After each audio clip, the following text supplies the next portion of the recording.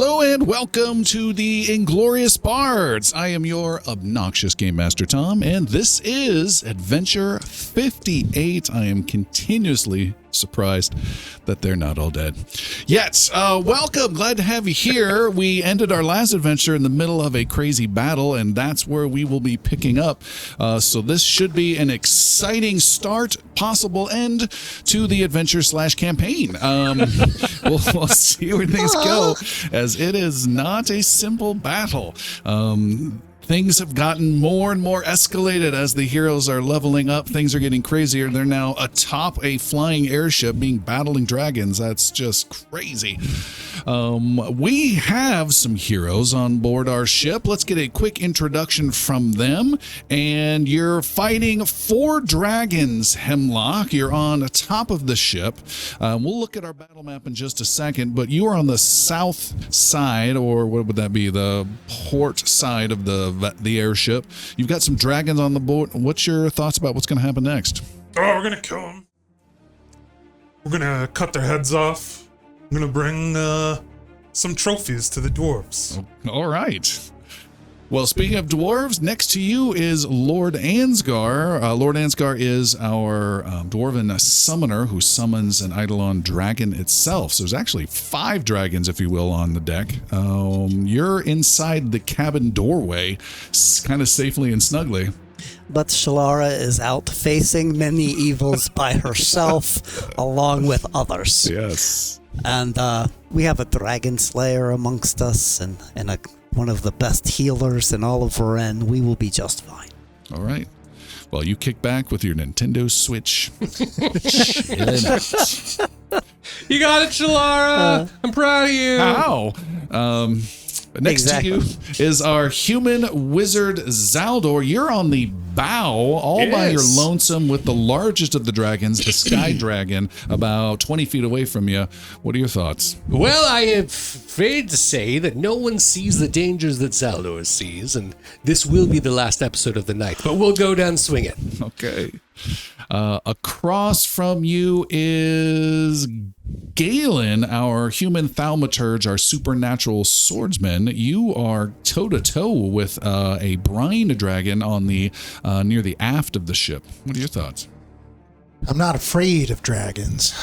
Dragons are afraid of me. All right.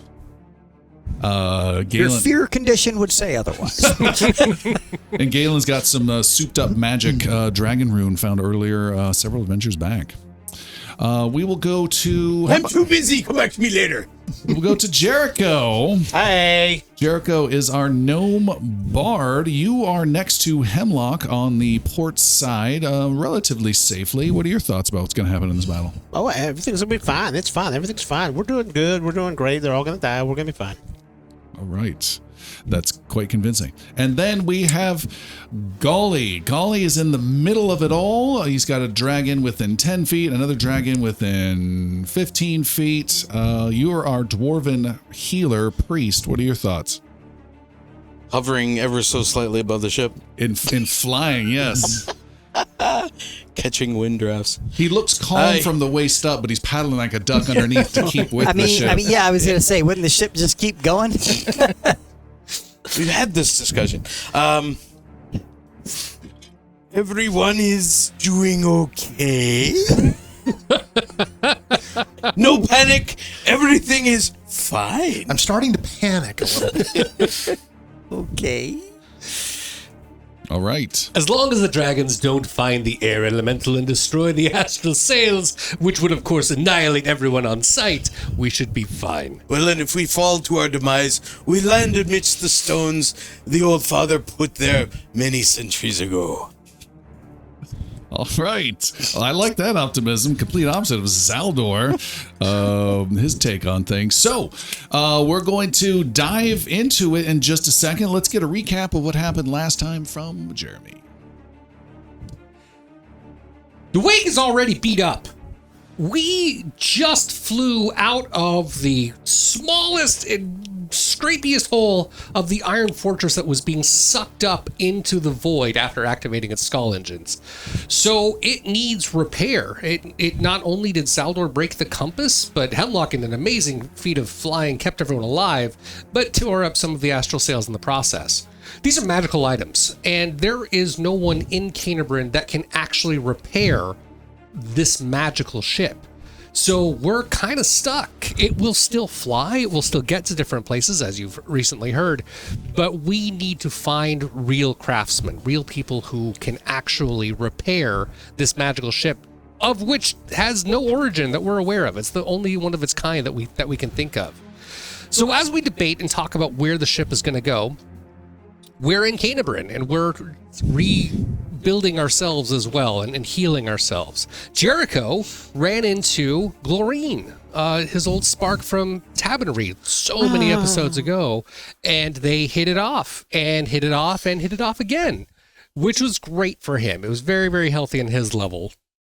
Zaldor was visited by none other than Millstark, the Wizard of the Second Tower, who has other titles as well, but we're not going to get into it. Millstark was there to get kind of a bead on what Zaldor was doing.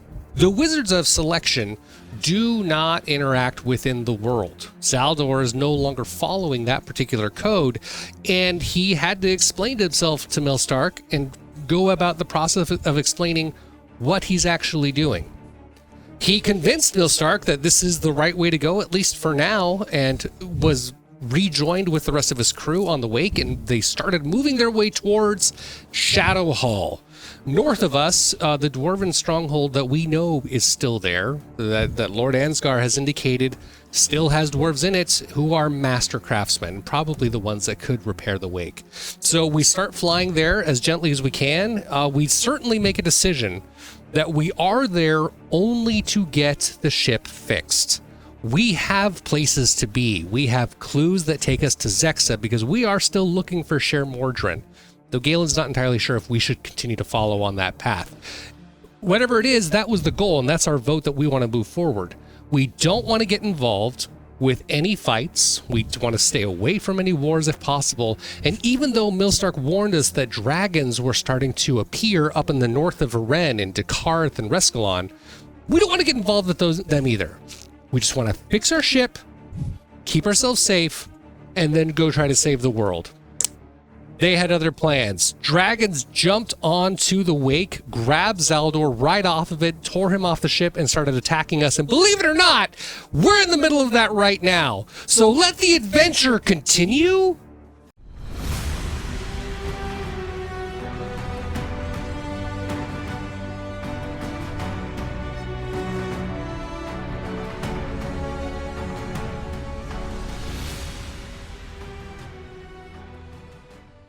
Right, our battle continues aboard the Wake. There are 3 dragons attacking you, a large sky dragon on the west or bow of the ship. The ship was flying westward on our battle map, next to our wizard Zaldor. There are 2 slightly smaller brine dragons, still huge creatures, one in the center and one on the east or aft side of the ship. There is a 4th one flying around underneath the ship somewhere. I wouldn't worry about him Don't worry about it.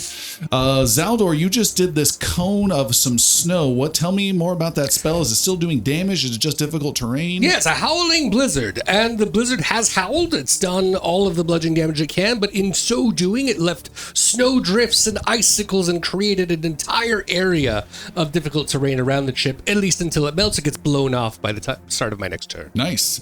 And then also around the larger sky dragon on the west bow is some phantasmal orchestra. Can you describe that, Bard?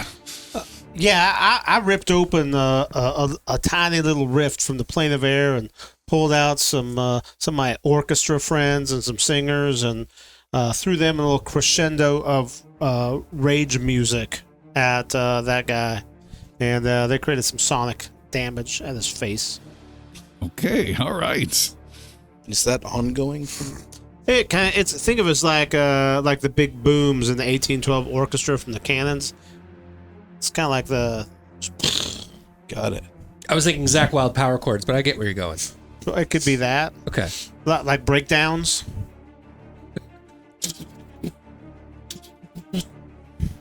Thunderstruck! Okay. I don't know what's happening. Kill a dragon. Slay a dragon. Continuing on with the battle, we are starting a new turn, and the large sky dragon next to Zaldor has snow falling all around it, and it turns its head slowly and menacing at you, as though giving you this, "You just did what to me?" I don't have any damage. I'd like to keep it that way, please. You can see as it adjusts its footing on the railing, its claws are just bending in and cracking sections of the railing. And sometimes when it shifts its weight, the whole ship just slightly leans in that direction. It's another thing we're going to have to repair. And as you see that, like a lightning whip, its tail comes flashing out from its left side towards your head with a tail attack. No heavens! With a 36 to hit. Oh, that does hit. That is 28 points of bludgeoning damage. Ow! And then it will use the grab action with that tail and will attempt to... How many actions does it have? It Because if gets I recall... Okay, it's slowed 1. Yep. All right. It gets 2. So it is going to make a Grab, I said. Grab with the tail. All right.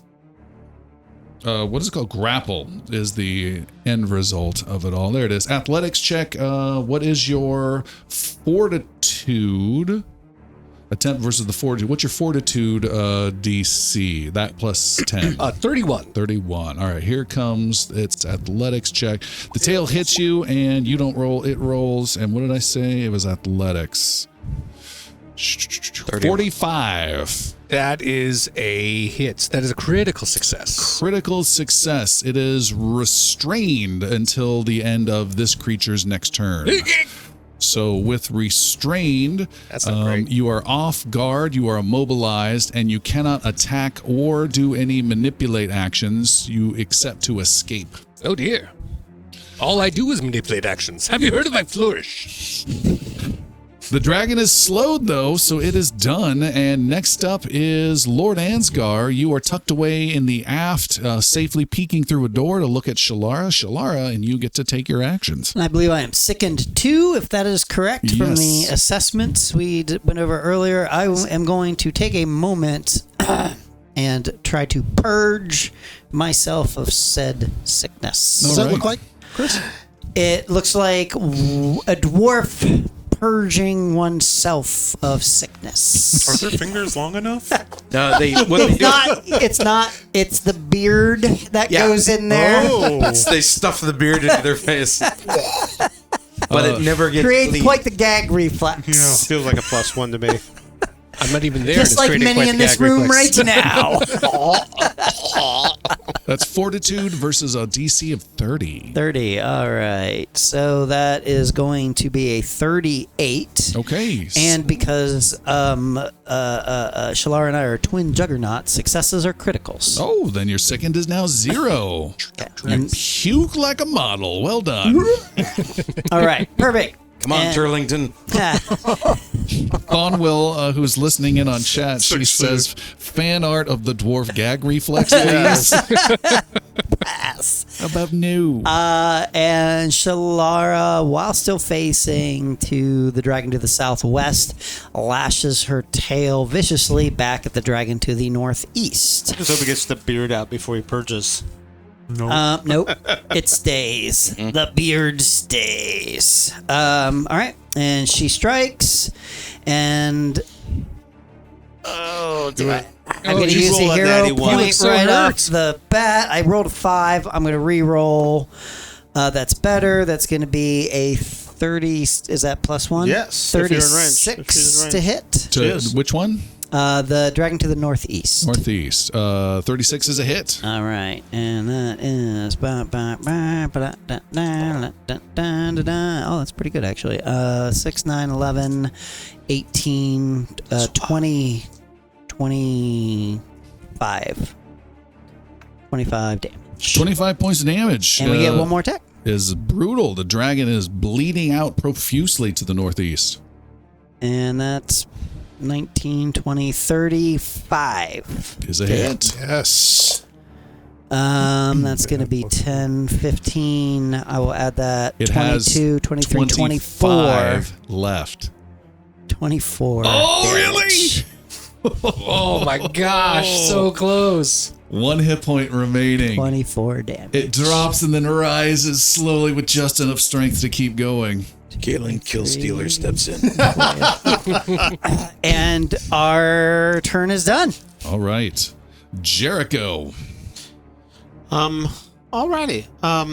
So the first thing I'm gonna do is I'm gonna sustain my Phantom Orchestra. I'm gonna keep conducting my little friends from the plane of air and say, "Let's go again," and just drop it to do another breakdown on the big dragon in the corner that's holding on to my compatriot Zaldor, but seeking to not explode it on Zaldor's head. All right. And so that is a basic fortitude save of 31 For the dragon. for the dragon. 33. That is going to be halvesies on the damage. So half of 24 would be 12. 12 points of what kind of damage? Sonic. All right. It enjoys all of that. Yeah, and it gets to make its order from out in the parking lot. After that, I'm going to reach into my little pouch. I'm just going to pull out a coin that I have in there. I'm just going to hold on to a coin in my offhand.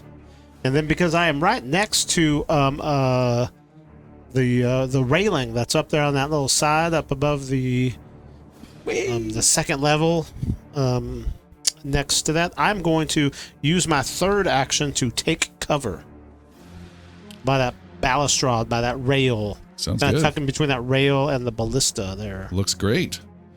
And Zaldor, how long does the Sky Dragon Stupefied last? You cast a Nevermind on it.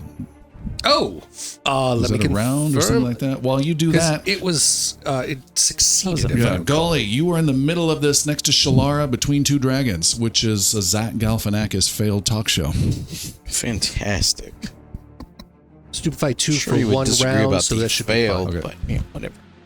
I am Goli Fanakis. giving up title names now. Rousing Splash, and Galen is my target. I'm not sure I like the sound of that. What does it do? It disgorges a large amount of fluid Do I get to upon the choose? target, granting 64 hit points. Ooh, hello. Tom, could you quick roll 6d4? That brings me full. I got 64. First one to do it. Flat. D4. 13. I got better 14. 13 it is. 13 it is. 13 hit points. D4. Hit points. Oh, Sweet. well. No. 13 temporary hit points. Yeah, I know. I'm working on So that. this is on top. Here. So you are at 91, but you've got 13 that'll be expended before that 91 gets touched. Okay. In addition to that, Or the main reason for it. oh yes, in addition to that, it allows you to make an immediate check to remove the acid from you. Oh, well done. Trying to splash it right off here. And With- the wording on it, yeah. it says the DC is use the assisted DC on it. Correct. So I think it's 12 instead Yeah, of we'll 15? do 12. A flat 12 free bonus check right now to get rid of that nasty persistent That's acid. awesome. How'd you do? That was a natural 1. Oh, well, that's bad. How about we burn a hero point? Double the acid. Yeah, let's just I'll go allow ahead and do that. That's a 9, so it still didn't work. Okay. But it's not a natural 1. Not a natural one. He didn't tell you what liquid it was. Yes. Don't taste. Just lemon juice all around. Sticky. Raise shield, and then that is the end of my action. All right, it is dragon time. The dragon in the middle, standing not far from Goli, is going to do a desiccating bite upon you. It makes a jaws strike. It is striking at you. Keep your shield in mind, but also it is flanking as they have reach with their attacks, and they are on opposite sides of you. Oh, Even though there's a creature between them? Yeah. They still can. What was that? I was hoping Shalar would help with. No, we're gonna We'll say just no. remember that in the future for us. Okay, so here comes a jaws strike at you. So take 2 off your armor class with the raised shield. 35 to hit. Hit. 34 points of piercing and acid damage. That's a solid bite. Owie. For striking a holy citizen. They must endure the persistent bleed curse that is now directed at them. It is Blood Vendetta, level 6. What? Oh, that's right. You set this up, didn't you? Blood Vendetta, as a reaction, a level 2 spell. It deals persistent slashing or persistent bleed damage. He did piercing, I believe, right? Just now? Yeah, piercing. Yeah, and so acid. that works. You curse the target. The target takes 2d6 persistent and then must attempt a will save. It is now 6d6. 35 is the save for the dragon. That's a success. So he will take half. Half persistent, so 3d6. 3d6 persistent damage at pretty the nasty. start of its next freaking turn. That's why I don't stab Goli. I'm going to make The note only of reason. that. What did we say it was? 3d6? 3d6 now, yeah. Bleed? Bleeding, yes. Got it. Done. That was its. So you are now hit with 4d6 persistent acid from the desiccating bite, and sickened 2 from the pain of salt and brine in your wounds. Fantastic. It's not too bad. Should have wet yourself. And then for Priorities. its second attack, it will do it's going to do a claw strike at you with a 38 to hit, minus 2 off your armor class That's with a a hit. shield. Just a hit. I said claw. You take 25 points of slashing damage. What's your health Done. I'm going to do math, but 70-ish. at? Okay. There is a dragon that is barely alive to the northeast with a single hit point. It reactively gets pissed off and bites at Shalara with its desiccating bite. Is that a manipulate action? It is not. It is a strike coming at you with a jaws attack. Here it comes! It snaps through the air brutally with a 42. That will hit. Just a hit. Yeah. With flanking in mind with minus 2. That will be a critical. A critical hit. The jaws bite deep into Shalara, and she takes only 36 piercing and acid damage. And then she takes 4d6 persistent acid damage and is back on sickened 2. And if anyone knows summoners, all of this applies to him. If you haven't seen those old comedies where the twin brothers and one pokes himself in the eye and the other's hurt, that's what happens with our summoner. For its third action, it howls at Shalara and speaks in Draconic. Does anyone speak Draconic to hear this? Yep. Yes. 3 hands are raised. It says, "You broke the pact and all will die," and flies away to get away with its 1 hit point and dive far, far away from this fight. Yay! It takes an Eidolon opportunity attack. Yeah. 23 plus 17 will be a 42 to hit. That is a hit, and describe this destruction as it just almost gets out of reach. So it says its taunting words, and it goes to a light up off of the railing just as her tail lashes into its wing, shearing the top half of the wing off, and it just spirals down, flat spinning, crashing into the ground, giving a draconic roar on the way down, and she just sort of spits ice at it. All right. And then spins around and looks at the other dragon menacingly. Shalara, not seeing from the opposite direction, the fourth dragon, the other injured brine dragon, has come up from underneath. It comes up to sweep up tight at the aft of the ship, striking the rudder and pitching the entire ship forward. Oh, no. Everyone who does not have the steady balance feat, make a reflex save 30 or get knocked prone. You want to know something? Question. We're going for a looking leveling a up. little cocky over there. Hold on a second. Because I don't have to roll. You have steady balance? Yeah. Awesome, yes. Question. Being that I had just taken cover and huddled up against the little balustrade there, will I get a little bonus of any kind? You will get a +2 bonus for that. Sweet. I'm flying. What do I get? You're dead. So a reflex, you said? You're fine. Reflex save Deck of 30. the ship hits you on the ass and you go flying. He's a paddle 37. Smash Brothers. 37. 30, is that our goal? 30 reflex. Saldor has steady balance. Oh, Really? What? Yes. wow. It was a skill feat I looked at several levels ago and wasn't sure if I was ever going to keep it, but today it's worth it. Galen? Galen failed. Oh, Captain of the ship. The only one who has failed is Galen. Of course, Galen falls. You've been training for this for 7 levels. Everyone succeeded except Galen. Okay. Galen is fallen over. The dragon then knocks the ship. The ship is damaged in its rudder and is now racing forward at a steep angle, air blasting everyone, and it is very unsteady footing for what's going on. And the dragon isn't done yet.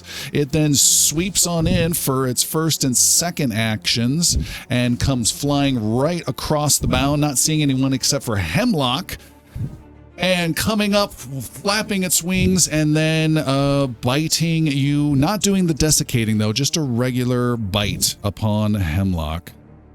Good luck, buddy. Yeah, I'm going to need you to fly. 38 to hit. that's a hit. That is a hit for a chompy 33 piercing and acid damage, shrieking at the destruction of its mate. Spiraling down, it gets its revenge on the ship and Hemlock, and they are done. And Hemlock, it's your turn. Well, did have a plan. It's going to change now. I do find myself with one empty pistol in my hand. I'm going to take a special bullet out of my bandolier, put that in there. It's called a transposing bullet, I believe. Transposing shot. And I'm going to take aim at the steering column of the ship, and I'm going to fire my gun at that. And what happens is, boom! Hemlock disappears and goes through the astral plane and reappears right at the helm of the ship. Oh, the wake. Sweet. I don't have that item here. You sure you got the name right? I wrote it down as a transposing shot. Oh. Sounds neat. It works like Scarab. Got at Myers Emporium. Yes. I have a note for that. It is called transposing ammunition. That okay. might be the reason why. Transposing ammunition. No, it just does not want to exist in our database. Okay, so that's basically within my line of sight and the range of my weapon. I can. There it is. I finally got it. Okay. When you activate, instead of making your striking foe, you fire at any unoccupied square and succeed without making attack roll. That was a cool thing. Sweet. All right. So I am there. I am going to try to at least get the wake, so we're not just Doing the same thing the going dragon's doing? towards the ground. All right, you pull on the wheel, and it is just a matter of brute strength, pulling back and back and back. Make an athletics 27.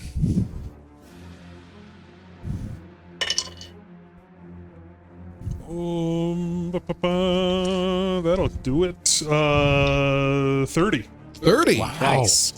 I like that. That's a good result. I also would have loved a 1 with the wheel coming off in your hand. Hold this. Guys, they got the wheel. You pull and pull, and the ship levels off, and you stop everything from diving into the ground. Still several thousand feet still down below, but you also level everything out so there's no interruptions for particularly the casters doing any craziness coming up soon. So Perfect. nice job. Good save. Thank you. Great shot. Yeah. Where's Galen? No! Speaking of Galen, you are prone next to Shalara. Speaking of casters, Galen reaches into his scroll pouch, pulls out a scroll, and reads it. Okay. And it is a scroll of animated assault. Animated assault. Sounds neato.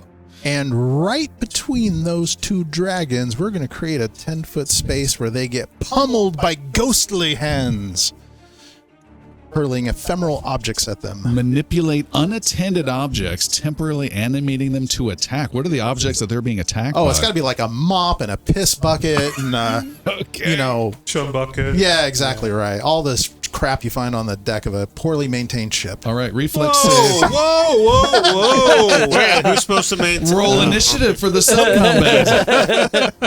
Another shot. Reflex save for the northern dragon is 36. Southern one is 27. That is a success and a failure. Okay. So they take 2d10 bludgeoning damage, or half of that. Okay. Now, let's roll some bludgeoning damage for him. About 9 points of bludgeoning damage, and that is sustained in that area. You can sustain it in future rounds. Yep. Gotcha. All right. And I just want to add more circles to your map. yeah, Tom. Derek's going to put a color in there. That'll work just great. And last up, and you're still prone as you're doing this, by the way. That's kind of interesting. Yep. Zaldor, restrained. Yes. Zaldor's icy terrain is gone. As the start of my turn, it fades away. Right, so Hemlock is now steering the ship. I could feel it. We're back up to not plummeting. That's wonderful. There's still a dragon hanging on to me. I cannot manipulate. You mentioned I'm grappled. So the one action I can really take, other than using a somatic spell perhaps that doesn't manipulate, Yep. would be to try to escape. Is that right? Correct. You may make an unarmed attack or acrobatics or athletics. I do have a couple of spells that are evocations. They don't say they have the manipulate traits. Are those able to be cast while being Depends. grappled? What's the spell? Cone of Cold. Think of it as minty breath. It does say icy cold rushes forth from your hands. It does say hands in the spell. Well, you still have those. Yeah, I do. you won't lose those in a restraint. Just keep them low. Yeah. Jazz hands. What was it? Cone of Cone of Cold, Cold. or also known as Howling Blizzard. No, two different things. Howling Blizzard is a level 5. Cone of Cold is also a level 5, but it's a different spell. No, Cone of Cold is the legacy name. Back to PF1. It's the legacy name. Howling Blizzard is the correct. I have two spells. One called Cone of Cold, one called Howling Blizzard. We chose the wrong one. On the database, it's one and the Chose them same. both. It's got so much more. And they have the manipulate trait. It does. Howling Blizzard is Yes. manipulated. In that case, Zelda will attempt to wriggle free. Oh, okay. Unarmed attack, athletics, or acrobatics. As you try to wiggle free, your target number is only a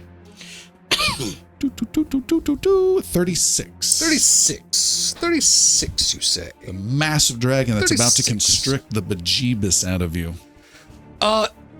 Interestingly enough, my acrobatics is a plus 19, my athletics is a plus 16, but an unarmed attack is a plus 20. So you're doing a tantrum? I'm gonna fight it with my fists. How dare you? I'm a wizard. I rolled a 5. I'm gonna fail. 2 more attempts? Sure, yeah! With acrobatics this time. 16 plus 16 is 32. 19, sorry, 35. 35. 36 was your number, Mr. Acrobatics. Cool. I'll attempt. +1? Is there a +1 from this? Saves versus fear, status bonus to attack and damage Is it a rolls. saving throw It was neither an attack nor a damage roll. versus fear? For fists? Not fear. The second time was I was trying to be acrobatic about it. The fist didn't work out. Would you like to try the slapping again? Let's try slapping. You do now get the +1. But a as well. -5 for your multiple attack penalty. Actually, hold on. Yes. Hold on. Escape. Oh, no. Yep. Each of these is an attack. So you're -10. From the first one? Unarmed attack -10 get plus a 20. 1 from this. So there you go. +1. I get this. 20. I get this. Just Everyone need a watch 20. Zelda. You Five. know, 5% chance. I fail. And what does that look like as you fail? So Not much. there's a whole level of recognizing that I could possibly slap the dragon. And I do, and I slap it, and that's all I get. And it just stares at me. And so I slap it with 2 hands. And that also doesn't work. So the third time, I pinky. And I just pinky, just trying to find the nerve in the tail that makes it twitch. And I use it. It's not. It doesn't do anything. All right. I will have thematically the dragon slowly pull you closer to it with its tail. It What? is a new round, and the sky dragon will go. It will do Greater Constrict. Oh, dear. The dragon deals the listed amount of damage to any number of creatures grabbed or restrained by it, which is 3d8 plus 8. Not a ton, but it's guaranteed, but you do get to make a basic fortitude save versus 33 with a brutal catch. This is not Constrict, this is Greater Constrict. A creature that fails this save also falls unconscious. Does the damage happen That's a big first deal. or the save? Because Because that's also a big deal. it's all wrapped up into one. Fortitude 33 for the poor wizard. All right. Right, but that's actually important because if he takes the damage after he falls unconscious, that goes to dying versus taking the damage and then falling unconscious. I don't understand the difference. Because if he's unconscious and he takes damage, his dying level now Go from raises. dying one to dying. Oh, two. I got what you're saying. Yeah, the damage is going to happen first. Okay. Okay. So I will attempt to escape. You said how much? 33? 33 fortitude. 33. I have a plus 21. I rolled a 20! Total. Natural 20. You rolled a natural 20? I did. He squeezes him and he goes, Zaldor gets squirted out Oh, he about does. 35 feet to the very tippy top of the pinnacle of the bow. And falls off. Oh, you got steady feet, man. You're good. It's true. And Steady the balance. dragon flies over and cuts you off, also balancing and crunching into the little bow. I don't know what it's called, bowsprit or something like that. You are on the tip end, hanging on several thousand feet above the world with a dragon toe to toe, no allies within sight. Speaking of no allies, Goli. what? No, not your turn. Just kidding. Oh, Is that okay. Ansgar? Ansgar. So you said I'm peeking out. Do I have a line of effect on the 2 dragons that are closest to me? You do. Then Ansgar, from behind the sheltered coverage, will weave his hands Close in and lock magical the door patterns. between Yes, as much as possible. Weaving his hand in a circular pattern. And waving towards the dragons a pattern of a ball of light that seems innocuous at first starts to form between the 2 dragons, expanding, becoming distracting to the point of really fucking distracting because it is called a vibrant pattern. It's a 10-foot burst, can be sustained for 1 minute. I create a pattern of lights that pulses with intensity. Creatures are dazzled while inside the pattern. In addition, a creature must attempt a will saving throw if it is inside the pattern when you cast it, enters the pattern, ends its turn within the pattern, uses a seek to interact action or look at, otherwise observe, or to basically fuck with this thing at all. A creature currently blinded by the pattern doesn't need to attempt a new saving throw. All right, they rolled a 36 and a 31. So they both pass, I think, because 31 is my DC. All right, so I they guess are also not Shalash. blinded, but they are dazzled while inside. Yes, they Creature are. must attempt a will saving throw if it's inside when you cast it, if it enters or ends its turn. So it can continue to be affected by this. Yes. That's nice. If they're there, they are dazzled, I believe. Yeah. And then Shalara will take, she has 2 actions as well. She will move to the north and line herself up nicely for a future, she's north of both dragons. And then, yep, that's perfect. And then she will strike. 23 plus 15, 38 to hit. Is a hit. 11, 12, 13, 20, 21 points of damage. 21 points. This, and we are done. Yeah, to the dragon closest. It is near death. Speaking of which, you take 11 points of acid damage at the start of your turn. Okay. And then I get to roll a flat 15 or something? Yep, flat 15. You said 11? Yeah, and did you take 2 off of everything for your sickened 2 on all those rolls? No, because I'm not sickened 2 because I purged myself with that. You're You re-sickened. were re-sick. Okay. No, I didn't do any of that. Well, I think it was still pretty good, like a 35 to hit. Yeah, that's good. Yeah. All right. Okay. Flat 15 or higher to get rid of the acid. 8. Okay. 15? Nope. Oh. Just 8. All right, we're done. Jericho, having taken cover, is doing what? I'm gonna uncover. I'm gonna. That's 3 actions. I'm gonna put one hand up on the railing there and 2 feet over the side and leap down to the bottom of the stairs and head towards the spar in the front. Yeah, I'm not doing this. I'm not running to the stairs. I'm leaping over the little balustrade Okay. to down below and running. Basically, I'm running towards Zaldor. Towards Zaldor. You can get to right where he. That's good, Derek. You can get to there for 1 action. How far am I from the Dragon at this point?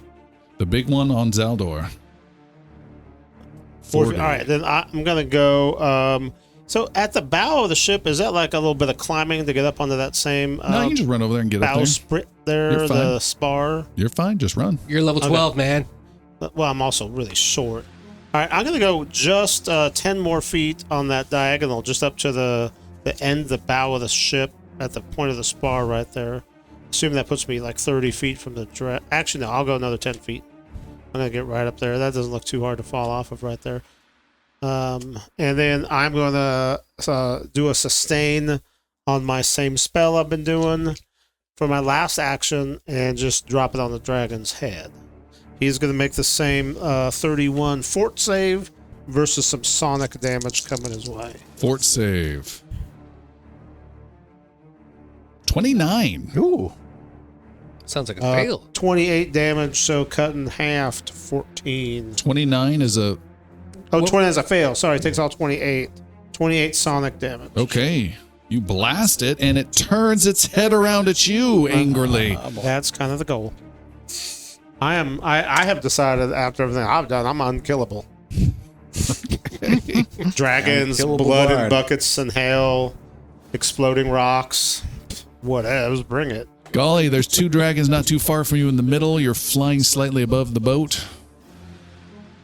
I've got range to Hemlock above, Ansgar below. And sure. 46.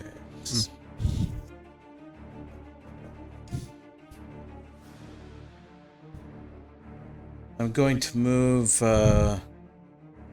abreast of Galen there, please. And I am then going to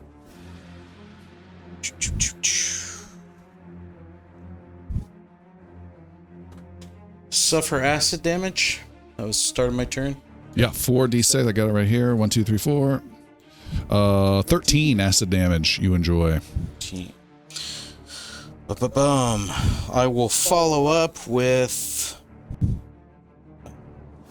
advanced first aid.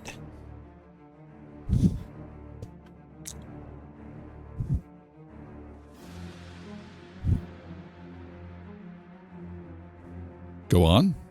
That is to attempt to remove the sickness on a success for the roll. Difficulty was 30 for that acid, or for that sickness. Okay. Yep. So that's a fail. Rolled a 2. 1, 2, that. Okay, let's go to stride. I'm gonna go again. That's better. Hold that. You can keep that roll. That will count, but something happens. Something possibly. I might want to throw the roll. I like the something possibly okay. happens. Hold. Okay. Have we unbalanced the boat? The He's just one dwarf, man. brine dragon in the middle of the boat reacts for the first time with brine spit. I think is what it's going to do. No, it won't do that. It's going to save it. Continue. Continuing, sickness dissipates as I purge wildly using 3 fingers, not 1. But not where you'd expect them. Shocker. That is that. So 2 levels of sickened are gone. Yes. All right. And raising shield, and I am. It's the electrical vulnerability. Nice. It is the brine dragon's turns. Oh, and I get my flat check. That's exciting. 17 rolled, acid is gone. Yay! No more 3 fingers. The dragon to the south, brine dragon, roars at Shalara and flies out of the dazzled and phantasmal craziness. Is that phantasmal stuff gone now, I believe, right? I get to sustain it at the start of my turn. Okay. Flies over towards Shalara and then does another desiccating strike. But before that, Yes. attack of opportunity. Go for it, yeah. Wait, didn't she already do it on the last one, though? That was a round ago, and I have definitely gone since then. Okay. It's gonna be not too much. 30 total to hit. That is a miss. Yeah. With the +1 and everything. 31. That is a hit. Hey! Whoa. Thank you. Thank you, Jericho! I hit a dragon. Yes, you did. 10, 17, 24, 25 damage. Shalara bites before the dragon, just like 2 T-Rexes from Jurassic Park biting at each other's necks. It then does a desiccating strike on Shalara with a 39 to hit. That will hit. Okay. Jaws, you take 36 piercing and acid Ouch. and are affected by persistent and sickened 2, which you already have. 78 currently. 1, Is that what you have? 2, You're close to that, yeah. and it was desiccating strike. The other brine dragon, which is going to stay in the dazzled area, is blinded, moving its head around, or dazzled, and just blasts at the vague, sparkly forms to the east with its breath attack. Roll a flat 5. Does not apply on area of effects, unfortunately. Shoot. Sprays acidic salt water in a line. It will do it. I was going to try and get all 3. It's not going to get all 3. So it just gets Galen and Goli. You guys are going to make a reflex save 32. Or Are you take, still prone? Shut your mouth. Sorry, I won't stop asking. The upside down icon. Yes, Give it I am away. still prone. Sorry, was Hemlock involved in that? No, you are good. So it's a So fortitude 30, you said? Fortitude, reflex 32. Reflex 32. Okay. Oof. You got this. Oh my god, I haven't been adding my +3. Can I get a +1 from that? Yep. 30 Only saves versus fear. only saves versus fear. Yes. No, so 32, I succeed. Okay. 32 success. And Galen failed? Yeah, I'm trying to figure out how badly. 25. Oh, just a fail. That's just a fail. Yep. All right. so bad. Galen takes 45 acid. And Goli, trying to help him, takes 22 acid. What are their healths at? Goli's got roughly 40. Galen takes that. He's got roughly 60. Okay. 59 to be exact. And then the dragon reflexively flies away to get away from this dazzling and heads more towards the bow area. Don't go over there. That's inappropriate. Hemlock at the wheel. what's my distance from where I'm at to all of the bad guys? You don't know? I'm saying within 60. 59. Within 60. 65, it looks like. Okay. Yeah, 65 is the closest dragon. Which one out of these two? There's the badly injured one. That's the guy. So I'm gonna take because it's past my 60 feet. I'm gonna stay where I'm at and take the penalty, -2. and then reload and twin shot, knockdown. Okay. The one that's fighting Shalara. Yes. Okay.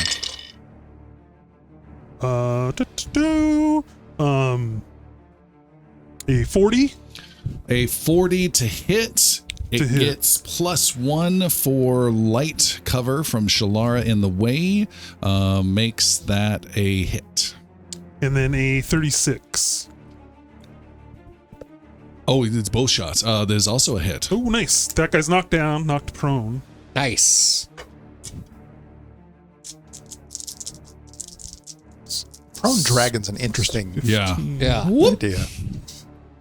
Just laying on its side, stretched out Belly up. like a French girl. Yeah. 36. And, ooh, nice.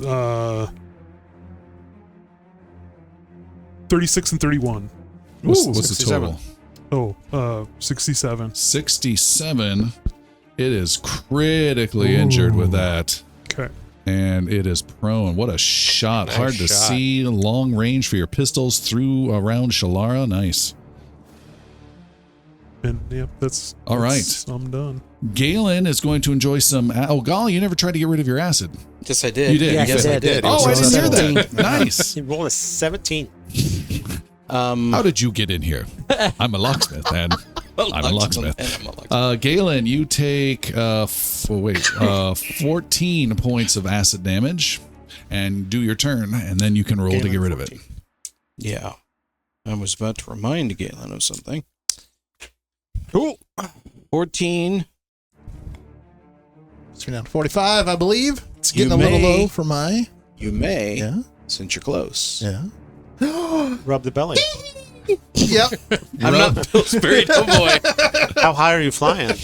He had to come down to help him out, I think, a Yeah. little bit. So for one action, Suffocate up his. Galen will stand. Skilt.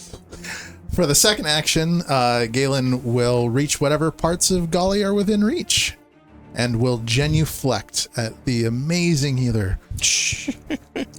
6d8. By the way, I'd been shortchanging all of you. It was one rank higher than what I had thrown before. Ew.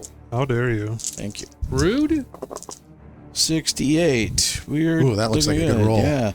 16, 22, 9, and 34. 35. 35. Almost doubling his health.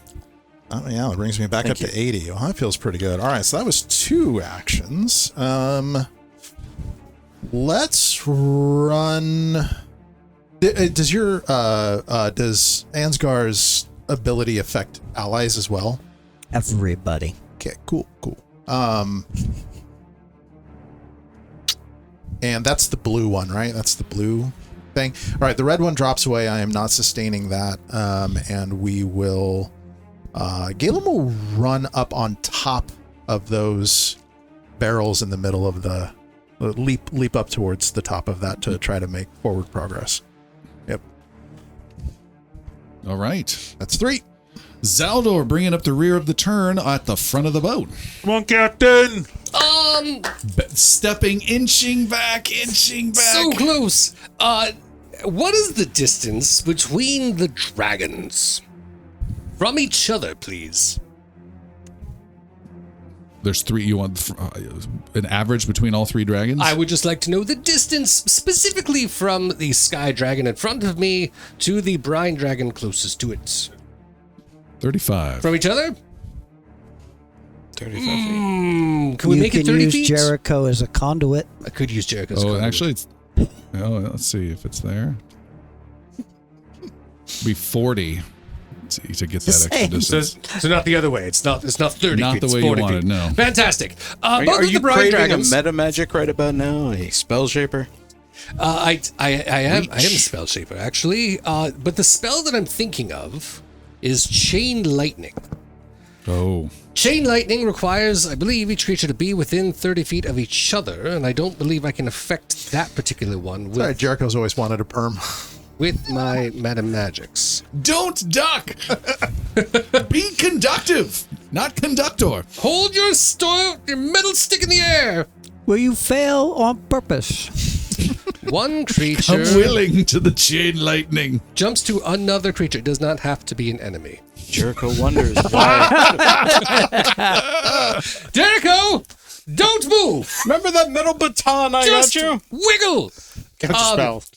Wiggle, wiggle. So, the spell can be launched 500 feet away, and then bounce around. So the first shot will go to the near-death brine dragon at the top that was attacking Shalar, just got twin-shotted down. All right, and these make reflex saves? Correct. Basic reflex And you saves. control which one the lightning goes to. It's within 30 feet, so I can control the first shot. Then with creatures within 30 feet of it from there. That does not answer his question. It's a direction. No, it doesn't. Arcs to another creature, jumps to another, and so you can target. He can target. Galen. them, You can yes. target, okay. One thing I will be doing in this that particular metal phase, sword talking about spell shaping a bit, is I will use an overwhelming energy, which is a wizard's feat that I have that makes sure that if there's any resistances to electricity that either the dragons sustain, they will be reduced by that up to my level. So Okay. Jumps to 12 you. points That works. of damage breakthrough, Galen style. God in help fact. me. Much the idea of where I got the Roll idea. the I'm damage excited once, to see what happens with this. and it applies to each creature. I have a 33 save and a 31 save, and then we'll have Jericho go after that. Fantastic. Those are both successes. The DC was 31. The one at the top you originally hit, near death, has 17 hit points. So if you can do 34 in total, cut in half. That is a 6 plus a 5 plus a 3, which is 14 plus 33 is 47 points of electric damage. You sizzle and obliterate the prone innocent dragon to the north side. And then, so Wait, 47 which and way half, does it go from there? Does it go away from me? And just keep. So it's Shalara next? 23 points of electrical damage to the next brine dragon. 47, Jericho! Wiggle quickly! Alrighty. What am I rolling? Reflex save, please. What's my goal? 41 to get away from all of it. Oh, I only have to roll a 21 to get that. You could do it. But that would stop the chain lightning and then stop the progression. So Yeah. Only roll half as well. I rolled a natural 1.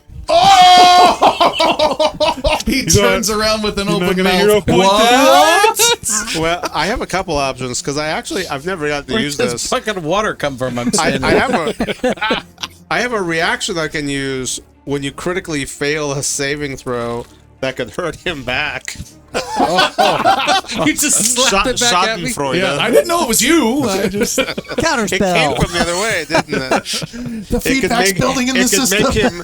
It could make him stupefied 2 and stunned 1. seems fair. Very Now bad. teach him. Yep. But I will use my hero points. All right. Let's see if I can do something other than a natural one. I rolled a 17, which gives me a 37. Wonderful. Only half damage, which is, what did I say, 23 points of electrical damage? Yeah, 47 was the original. And then you're taking it to the sky dragon right next to you, Correct. just within a few feet of you, and it is making a reflex save of 32. It also succeeds, so it takes 23 points of electrical damage. All right. If it is- has any resistance to them, I override 12 of it. Okay. That's good to know. It I like takes this. none of that damage. It is immune to it. Oh, I was afraid. I do like this John Madden play-by-play here. Hand drawn arrow. Bam! And that's where they're going to get it. What we got here is we and run around the bard and The telestrator at work. Well, they're in a classic nickel formation. Do it again. I don't know who made the wizard the eye back, but that was a terrible decision. channel my Frank Caliendo. That was Chain lightning. Are you Chain do lightning. anything else? Oh, I hope there's more. I would like to run into Jericho's arms. If that's possible. Do I have to tumble through to get around the dragon? That would be a My- tumble through. I'm feeling acrobatic. You have a hero Good point, Lord. right? I have a hero points. That's a move action. You're going to make acrobatics versus the dragon's reflex save. Ah! And before you roll, All right. I have an alert for a hero point to be given out. We have Casey Cat here in the studio as an audience member. Casey Cat, who is going to receive the hero point? Goli. Goli! I got one!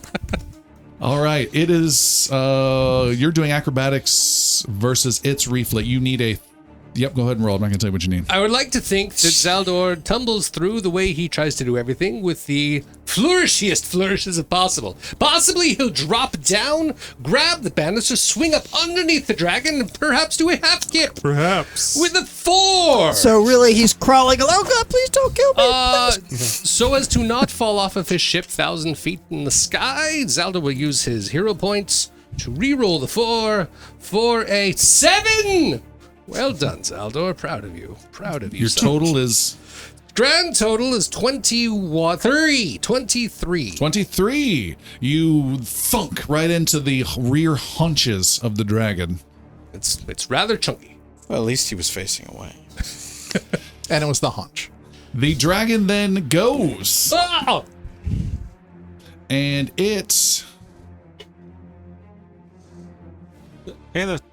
Pay me a visit. 1, 2, 3, 4. You are 20 feet away from the dragon. And it is going to it's going to slap you, Jericho, with its tail with a 45 to hit. Okay, how far away is the other dragon from me?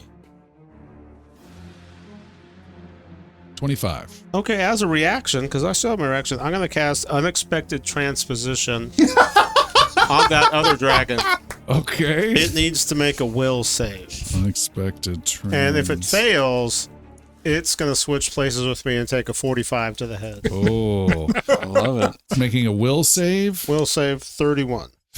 I want this to fail so badly. 34. Well, then it It's a doesn't. huge level 6 spell, but if it Man, that hits, would have been cool. It doesn't then. That was All a right, level 6. Shoot. Level 6 Let me reaction. just take a moment and mark off that it's level 6 spell real quick. it's going to take a while. All right, so you've been critically hit, I believe. Is 16 over my AC a crit?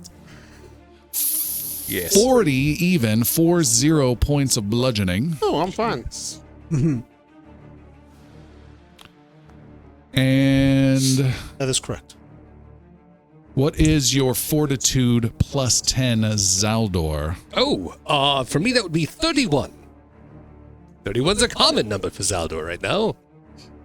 It's also my spell DCs. Plus 21 is my attack Ooh. DC.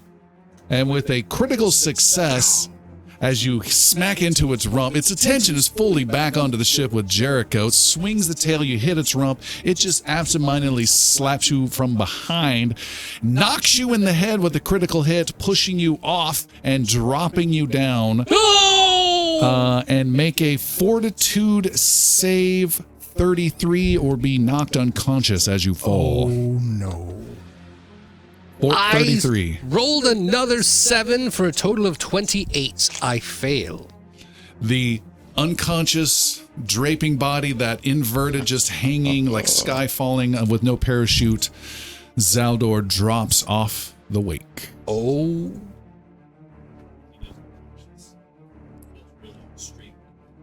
Okay, so Derek has called out his extremely high magnetic ability, the I'm not holding it back anymore. weird effect. He's slapped to the hull of the ship. That is exactly what happens. You hold in place, the ship flies over, and then you are violently brought up and smacked into the bow. Take 10 points of bludgeoning. So that's the good news. The bad news is no one saw that. Yeah. There's a big old fat dragon. I make that a did all that. perception check Captain! from where I'm at. Nope. You can. Go ahead and make a perception So check. I heard he got thumped on the head and brushed off. No damage? 10 points of bludgeoning when he hit the... No, there was no damage. No damage from the absent-minded No. attack. Okay. Picture a dog, how it just like kicks its legs straight back. 100%. My perception check is a 40. You critically succeed and know every single thing that just happened and the extent of his damage and every. You're at the end of that little bowsprit and you see him underneath you and where he goes. Your eyes roll back in your head and your just eyes flutters. Everything just happens around you. I may not tell anyone, though. Okay. After he just lightning bolted me. Now is my chance. He fell. Well done, Derek. I'm all for that. Yeah, man. Thank you for that. Derek, Seventh member of our party. Yeah. Derek will have a talk later. Jericho then calls out for immediately landing the ship violently on the ground as quick as possible, grinding a halt preferable. It is Lord Ansgar's turn. Shalara will. And actually, you and Goli did not even see Zaldor. Just Hemlock, Galen, and Jericho saw Zaldor fall off. Okay. So Ansgar takes a moment to think about his connection with Shalara and really focus on the strength between those. And will... I am touchable. Slightly less powerful. I know you're touchable. Yeah. I've always known you were touchable. And will boost her, giving a +2 status bonus to damage rolls with unarmed attacks. And I believe that's per die, if I'm not mistaken. What's it called? It's boost Eidolon. It does say the status bonus increases to 2 per weapon damage die to a maximum of +8 with 4 weapon damage dice. So it's plus, you have your 2 or your 3D? I have 2D. So you're +4. Yeah. And then Shalara will move forward 25 feet and attack the dragon that will then be in front of her. 34 to hit. That's a hit. Yay. 28 hit points remain on this beast. I want to hear 20. 12, I want to hear 19, 27 so bad. 20, 27, plus the 2 per weapon die. Yay, there we go. Make it 31. Oh, you may also describe this brutal death of the dragon on dragon. So she launches herself up off that second level and lands on top of the dragon as it rears up, and she just like pushes it backwards and down and just crunches it beneath her as she prepares to launch off again, heading towards the next dragon. So it just pulls a Mario and Goomba swish and yeah. could jump She to the just next one. basically stomps them and just launches off. And I believe that's 1, 2. I have the action to do it, so she will move forward 25 feet. Yep, that looks good. And we are done. I have the acid check on Shalara. Yeah. What's the acid check for Thanks, buddy. Okay. I'll roll the damage. You roll the save. You take 7 I acid rolled damage. a 15. And then it is gone. Yay. And we have Ricky in the chat mentioning that Zaldor right now is like a bug on a windshield of a car. As the ship races Essentially. through. Well, Not magnetic. wrong. I think of it more as my hide key. Always know where your Zaldor's at. Jericho, you're at the base of the bow area. First thing I gotta do is sustain my spell and pop a symphony on that dragon's head once yet again. As I sustain my spell onto it again with another burst onto the dragon. Okay. What kind of will save? It's a fortitude save 31 versus sonic damage. 36. He's going to take half of 28, 29, 30, 16 points total. 16 points. Is that our blue field or is that? No, that's something else. It's the green Oh, one's the green over one. it. Perfect. And then I'm going to cast a 5th level spell of synesthesia onto the creature. And stand my ground. It will make a will 31 save, and it does still have a bon mot on it. Bon mots last a minute? A minute. Oh, wow. Has not been. And you realize you can get away with telling me whatever the spell synesthesia does because I have no idea how to spell that to look that up. It's a sonic cue at the beginning. 32 is its will save. Okay, so it has a success. It is affected by the spell for 1 round. So it has 4 effects. Well, how do you spell it, damn it? Synesth. There it is. Thank you. Okay. So number 1, must succeed on a DC 5 flat check each time it uses a concentrate action, or it fails. Great. Number 2, he has difficulty processing visual input, and so everything is concealed to it. Ooh. Number 3, it's clumsy 3, Jeez. and therefore has a minus 10-foot status penalty on its speed Okay. because it succeeded. Its senses are rewired in unexpected way, processes noise, bursts color, smells as sounds, and so on. Brutal. All right. Sounds That's like 3 actions. prime 1 target for for the twin shot. sustain, 2 for the spell. 3 to get ready, and Goli, go. Oh, and as a free action, I spit out over the bow, hoping it hits. Chain lightning this. Yes. Shane Latin, my jerk. Channeling the full brunt of healing goodness into Lord Ansgar. Woo! Roll. He has 10 times my health. That's 83. Taking him to what? 154. Wow. also taking Shalara to 154, who's about to go in between you and them. Whatever. Fantastic. Oh. Where's Hold on. Galen? Galen's range Lights out. from me? 20 feet. 20 feet. That is also going to be followed with a cantrip of Rousing Splash. You do not get the temporary hit points, but you get the immediate check. Can I pair that with a reaction of retching to reduce the check even more? Sure. So then what does that do? Well, for you me? get an assisted, so it's 15 becomes 12. And then I And don't then know the what your retching, how thing much does the retching take off? 10. Total. 10 or higher. Okay. That's a 2! All right. Jeez. I try. I and know. I try. If you're not falling, That's you're the puking. end of I my- have, yep. that's Not the been end rolling of my well. time. Hemlock, you are on one end of the ship aft. The dragon is at the tippy-tip bow. What's the distance? Someone doesn't like you. So It is 135. Yet. That's what, minus 4? -4. I mean, that's still pretty good. It is bleeding profusely. Yeah. You ever knocked a dragon off the bow of a ship at 100 and... Okay, 35 reload, and I will take a deeply penalized shot. Yeah, let's go. What's the penalty? -4? You're fine. Yeah, okay. It's a giant dragon. How could it be?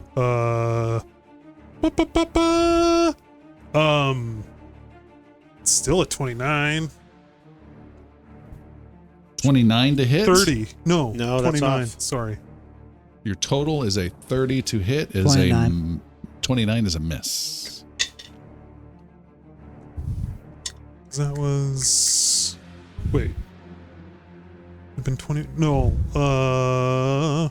Math is hard. What if it's It is 24? Just making up Sorry. numbers. 38. That's such a I'm- big difference. Which dice are you 17, rolling? 17 plus 21. I'm stupid. Minus 6. No, that's Minus 4. already. It'd be Oh. 17 plus 25. but Okay. so Okay. So what's the total? 39. That is a hit. Or 38. Or 36. Good job. That's much better. Yeah. It's about lining up the 29, shot on 29 the, points of the wheel. damage. 29. All right. Oh, so close. It has 33 remaining. Ladies Oh, and not so gentlemen, this close. episode of Inglorious Bards is brought to you by The Count Yeah. from Sesame Street.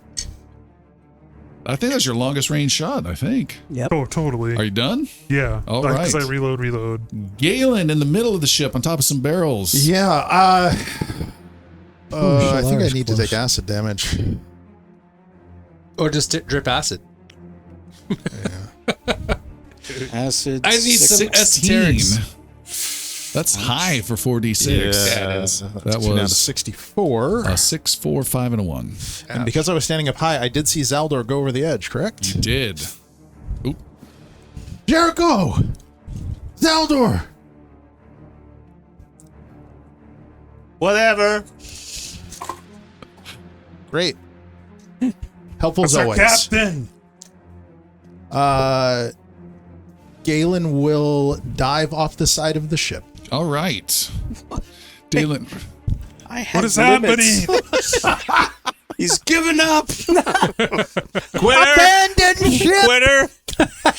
Galen saw Zaldor go over the edge. It looked like he was ragdolling, so Galen is going to go after him. And as he jumps off the side of the ship, he would like to kind of repurpose the blast boots. I already used the movement feat of it, but I would like to use the Acceleration. blast cone, which does an area effective damage to basically rocket boost off the edge of the ship after All Zaldor. right. Sounds good. I did not see that coming. He jumps off. There's a boost of energy. And he goes flying backwards, trying to find Zaldor a quarter mile backwards down somewhere. Avenge me! And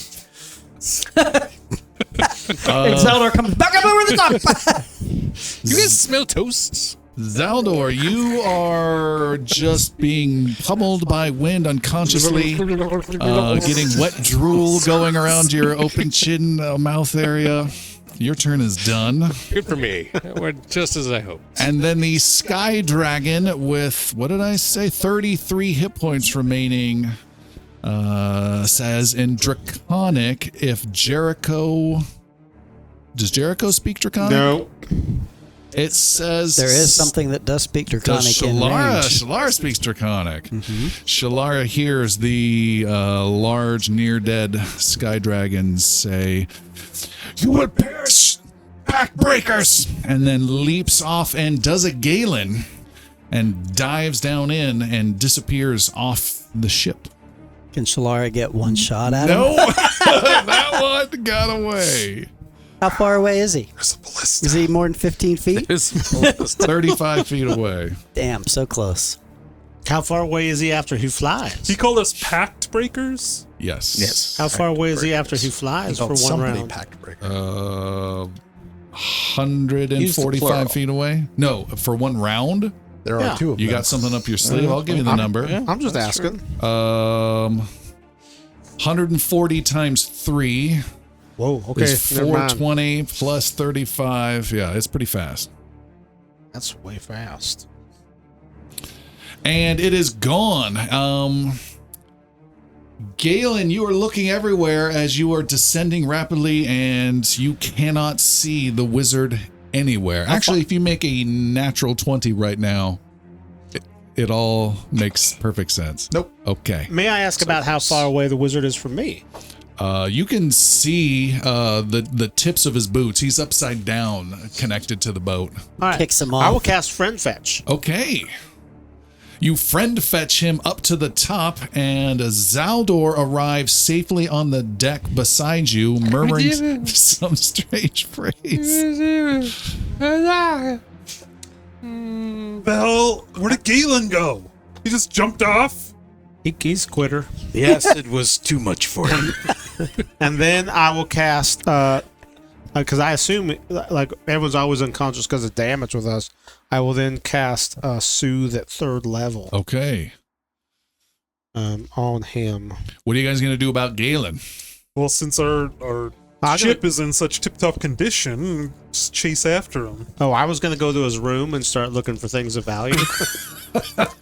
He's gone too far. Oh, Hemlock, once he sees the captain aboard, will slow the ship down, 28. turn around, and This is try to, like, go 28.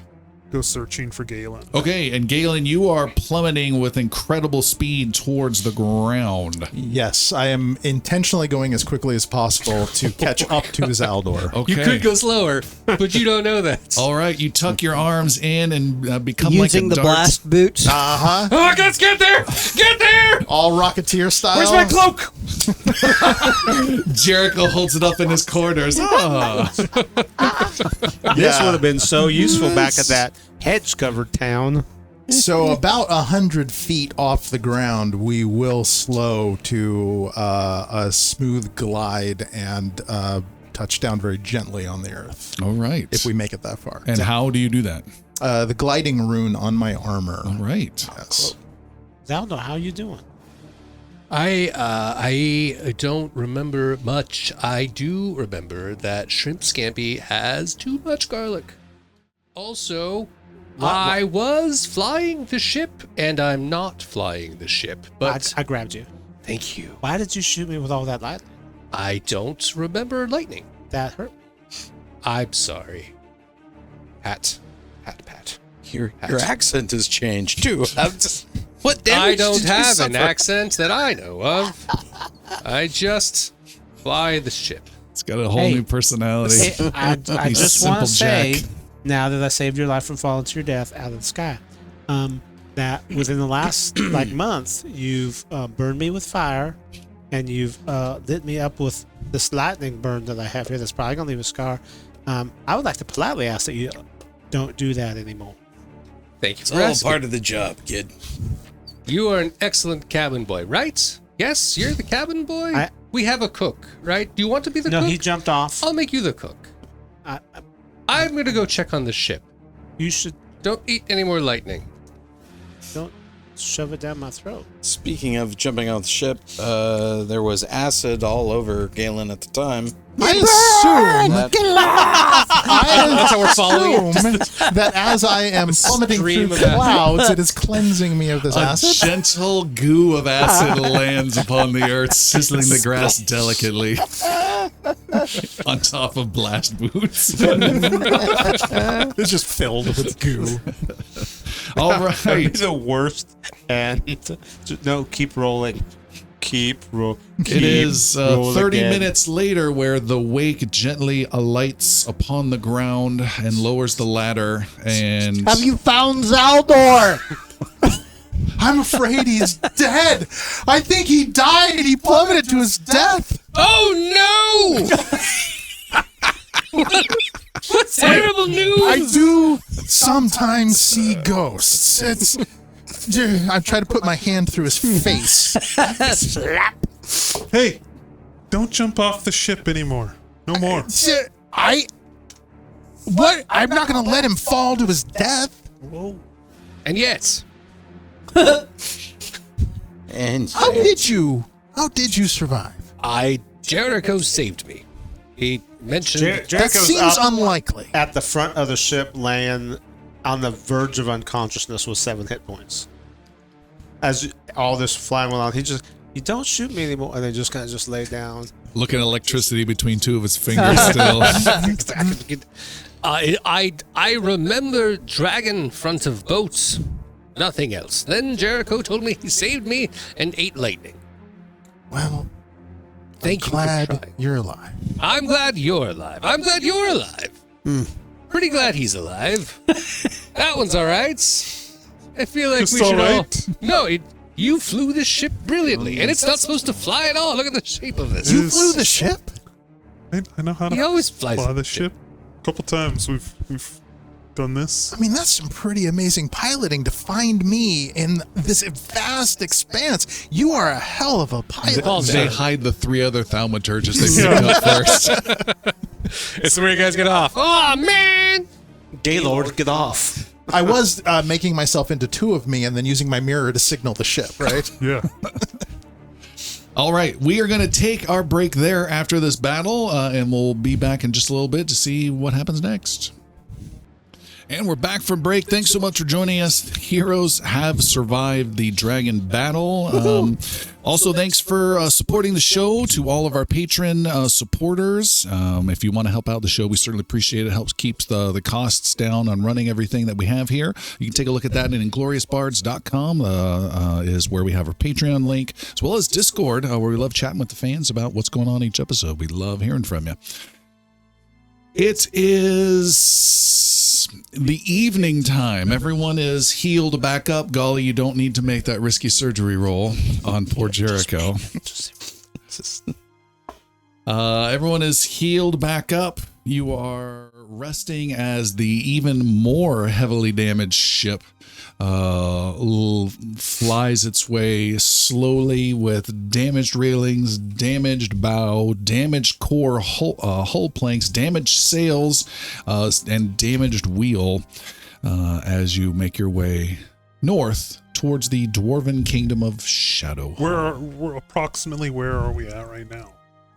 Where did Galen touch down? You let's see. Remember the compass is broken. Looking at the map, you are just approaching nighttime at the base of the Storm Mountain Range. Okay. And you think by morning you should reach Shadow Hall itself. Okay. Lord Ansgar, Aye. what did that dragon mean? I do not know what it meant by saying pact breakers.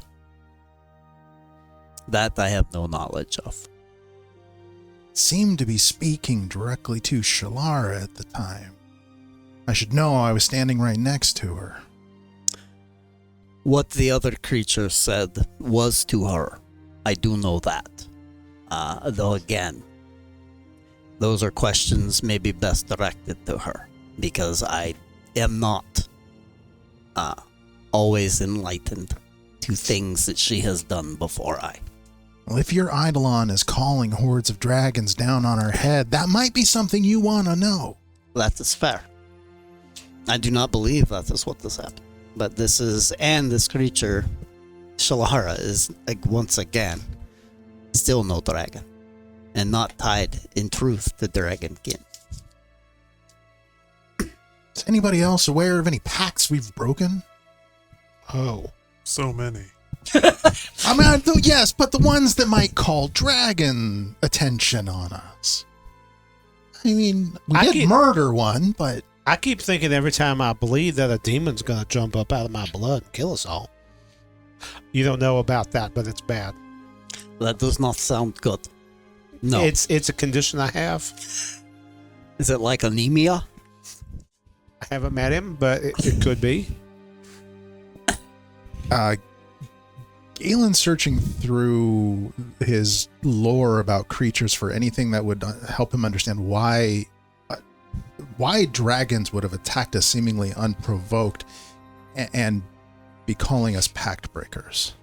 You may make a nature roll. How about an esoteric lore roll? Sure, you have that ability. 34. You don't know why that would be. All that you know is that it is strange. The different types of dragons together is unusual. A sky dragon, the brine dragons, a underworld dragon of Bale Rock from earlier. Would I have ever heard anything like in stories and lore and songs and that kind of thing of any kind of pact between dragons? Make a bardic lore roll. 30. Nope. I don't know anything about that. I don't mean to interrupt, but could I have a word with you, Yeah, sure. Lord Ansgar? Oh, In your quarters, please. of course. That's not suspicious at all. Pardon us. They go in and put a dwarves only sign on the door. I want to be sneaky, and when they go in, I want to, as quietly as I can, sneak up to their door and listen at their door. Okay. If you think that's appropriate, you got I it. don't, but that's why I'm doing it. All right. Listen at your own peril as Zaldor walks beside him. Just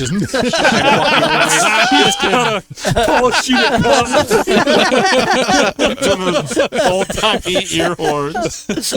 Curls 3 times. I have everyone patched up. Jericho's a little under the weather, but he should be fine in the morning. What draws my concern is we're going to be approaching the Shadow Hall, and I have some business there, which, well, if the letters I gave you went through, I should be meeting some people. They were sent in with our most trusted soul in the last. So I expect they have been. It's going to be a little difficult to work out some arrangements, but I'll need to take a little bit of leave as I handle some personal business. I understand. And I know you will take care of what must be done.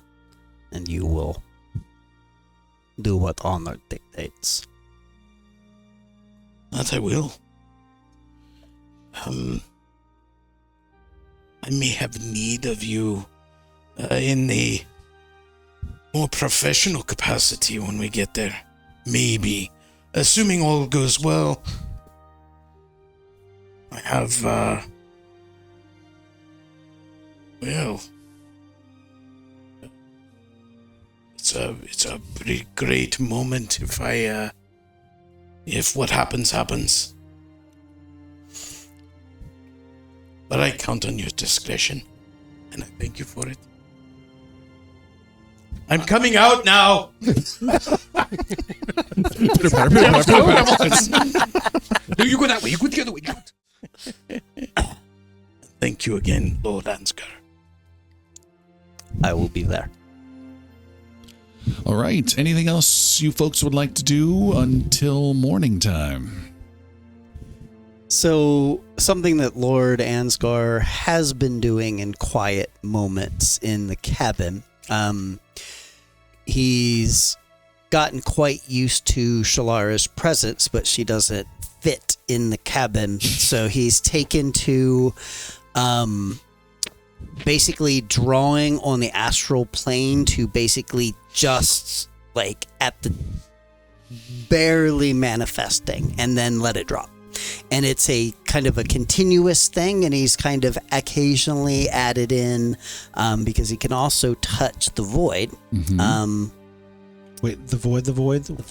Like cleaning the cube. And that we were talking about the planar rift lore that Ansgar has picked up, and that is part of how that has been happening, where he keeps kind of converting back and touching the planes, and he's now touching 3, the prime, the void, and the astral plane as often as he can in those quiet moments. And it's not an addiction, but it's He convinced himself.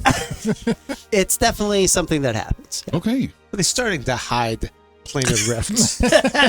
Don't worry about that. I can quit anytime. It's just as the ship is flying, he's creating Swiss cheese of planar holes all through the sky behind us. Sure, that'll be fine. The butterfly effect will be pretty atrocious. One thing Zaldor's doing is he's talking with Galen about his implements. I'd like to the implements, the mirrors and the amulets, and understanding how, seeing that they've happened before, but not often, understanding how the mirror works and the illusion that's cast and its figuration. Zaldor, some of this is a mystery to me.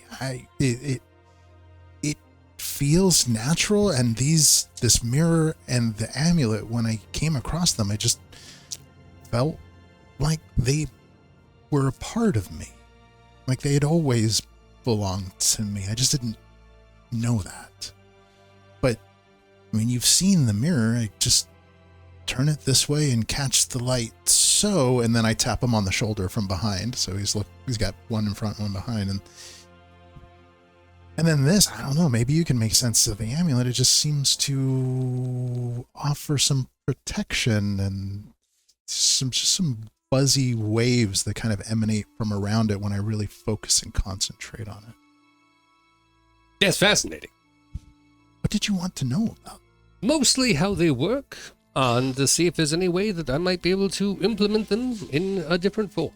You're welcome to study them, as long as I keep them very close to me. I don't plan on touching anything. Can I ask you a favor while we're here? No. Let's be very clear about this. Someone's asked. One-way relationship. My emotional bank is running low, Zaldor. I need a deposit. You are a person. You've been helping me learn some of this Byzrin. He's reading some of the texts around here. Yes, certainly.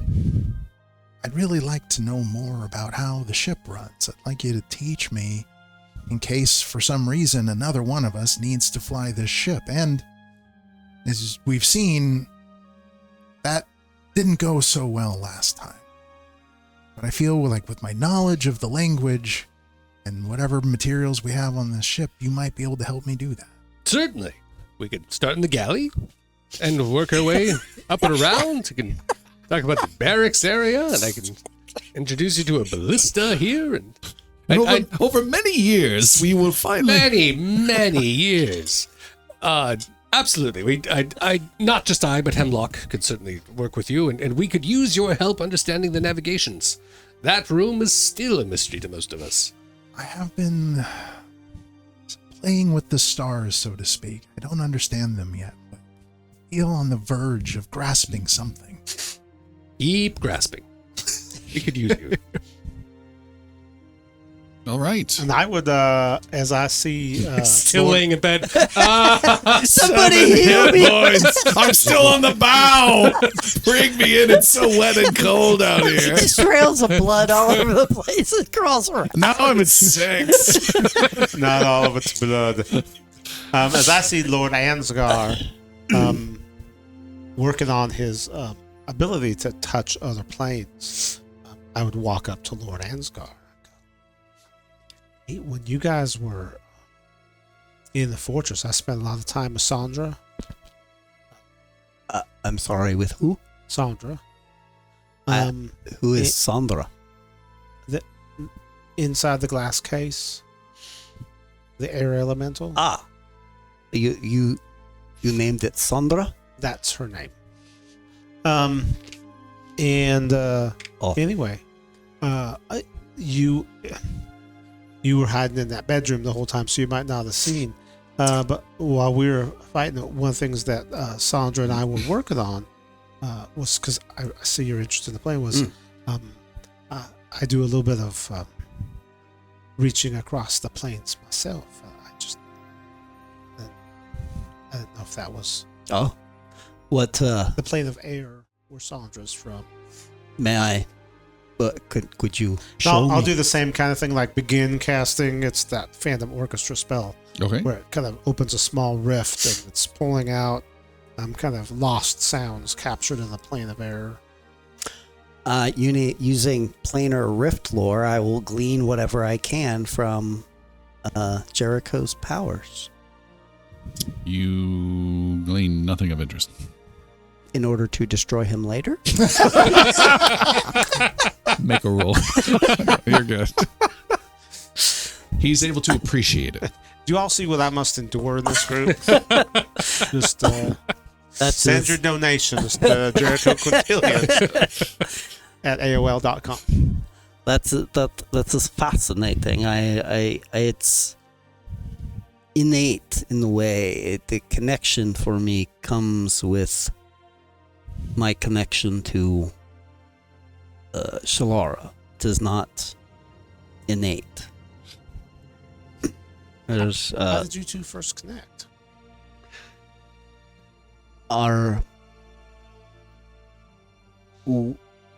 in the mountain, we found a horn.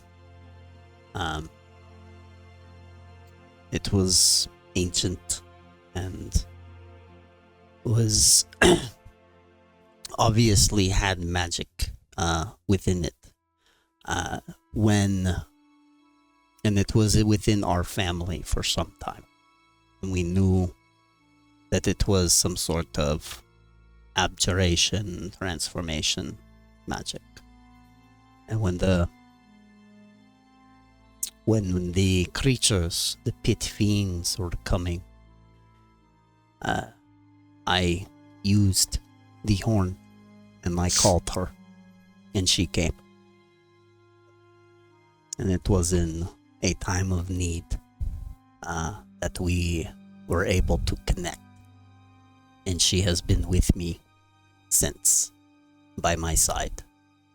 And though she is her own being, we have a connection that I trust she will do what I ask, because she knows that I would not ask for her to do anything beyond her. Where is she from? She is from the astral plane. I don't know where that is.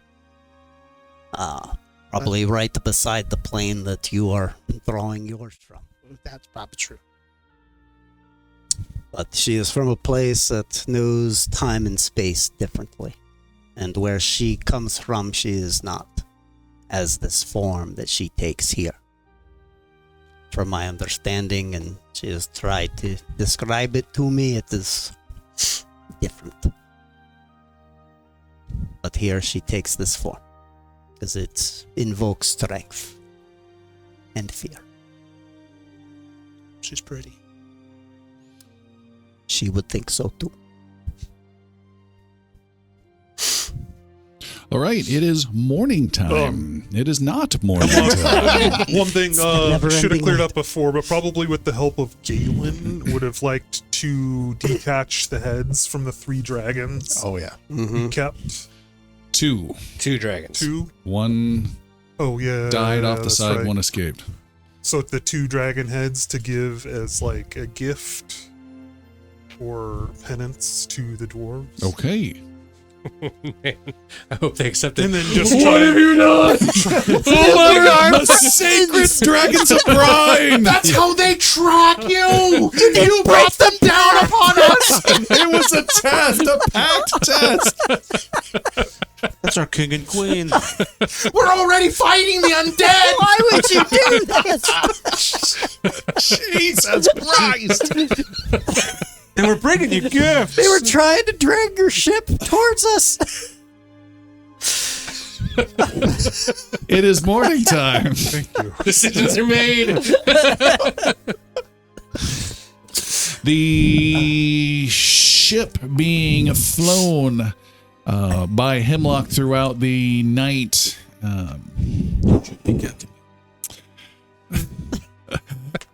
I don't like it when Goli talks behind doors. I don't like what I hear.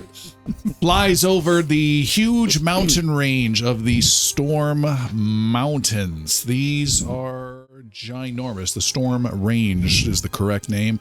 Huge mountains that with big, huge, sharp peaks. deep, dark valleys of stone. There's cold snow on some of the tallest ones. You can see from your altitude a bit of a dip miles and miles to the east where there is the stone dell, where there is an entryway from the old Byzrin undead nations that are ruined with undead, and they pour down south into the stone dell into Calavier, and that is one of the major fighting areas to keep them out. You can't quite see individual figures or anything from this distance, but you know it's there. It's cold. You lower down in altitude and make your way past several peaks that are now flying above you as you're dipping down between mountains, heading towards the Shadow Hall. You're not quite exactly sure where it's at, but Lord Ansgar is able to point the way and give directions. And you see multiple watchtowers, stone architecture sticking out of multiple peaks where the dwarves have different guard posts that you fly between. I wave. As you wave, a horn bellows out from that tower. And as you fly in, you hear other horns bellowing out through other towers. Getting ahead of you, these horns bellow out and bellow out as you get lower and lower, going down a large, if you will, channel between two large peaks and two almost cliff faces, where there is a big river that races down from the icy snow and melts and makes its way river down these mountains. And you can see a gorgeous, huge bridge up ahead that points into the entrance to the Shadow Hall. I am sharing an image now with the group or on video for those of you watching on YouTube of Shadow Hall. Lord Ansgar, is there any responding horn blow that I should blow that would let them know that we are friends, not foe, or that someone that is friendly is coming? The best you know is a duplicate horn blow, which is be on alert, danger is coming.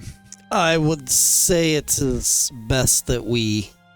I do not know how to respond properly, and under such circumstances, responding inappropriately could be more dangerous than silence. So maybe a nice little song would be good. Or as maybe mentioned, silence would maybe also be good in this moment.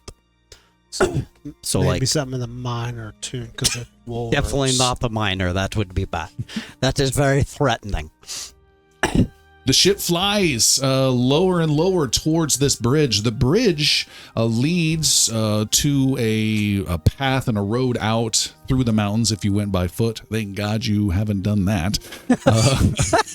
The other end heads into the entrance to Shadow Hall, a huge, massive, almost like the side of a castle with huge, ginormous opening gate, big pillars and towers out in front of it, but it's all just on the outside of a mountain.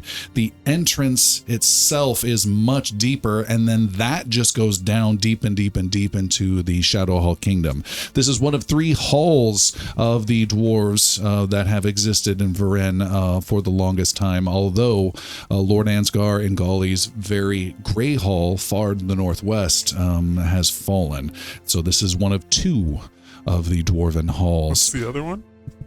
I don't know it by name. That's all right. I should know it by name. Gray. Gray? Gray.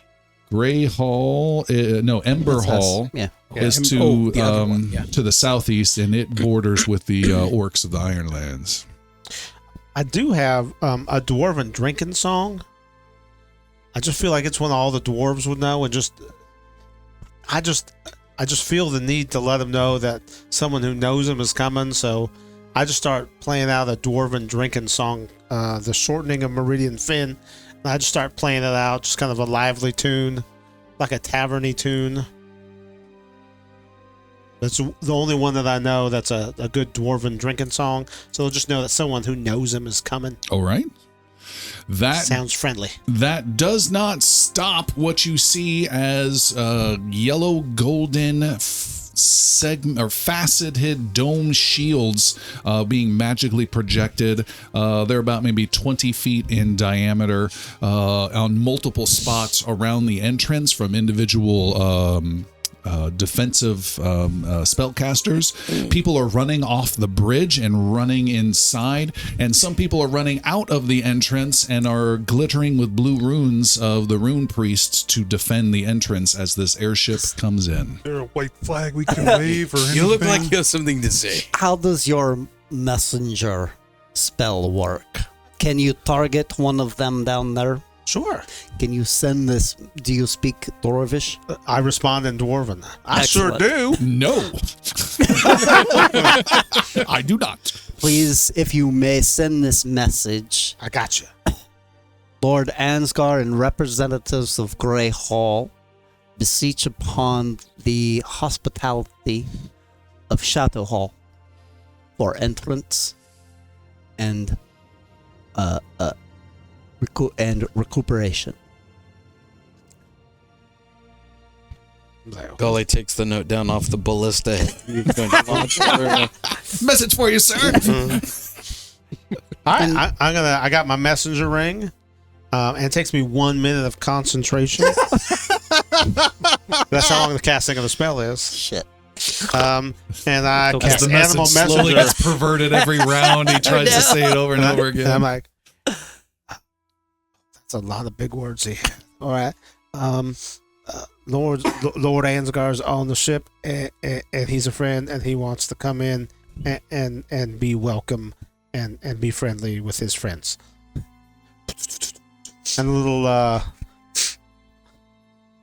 kind of beautiful dove flies up out of the ring. and I point to someone down there who kind of looks like they're a little bit fancier than some of the others. All right. There's a So- heavily so the messenger armored down. leader. The bird lands next to it. Lord Ansgar! What's your friends? Yes, you send your message. Dang, I didn't know it. We have a hero point to be given out. Derek's done enough damage. Casey Cat, who is going to receive this hero point? Jericho is Might need it receiving in just it. about 1 second. All right. I think we all have 0 right now. I think it's Oh, I Unless haven't I got used one? mine. Jericho and Hemlock are pretty flush with 1 each. The wake is brought in. How do you bring the wake in? Slowly. Screaming. Yeah. Kind of just coming in real slow.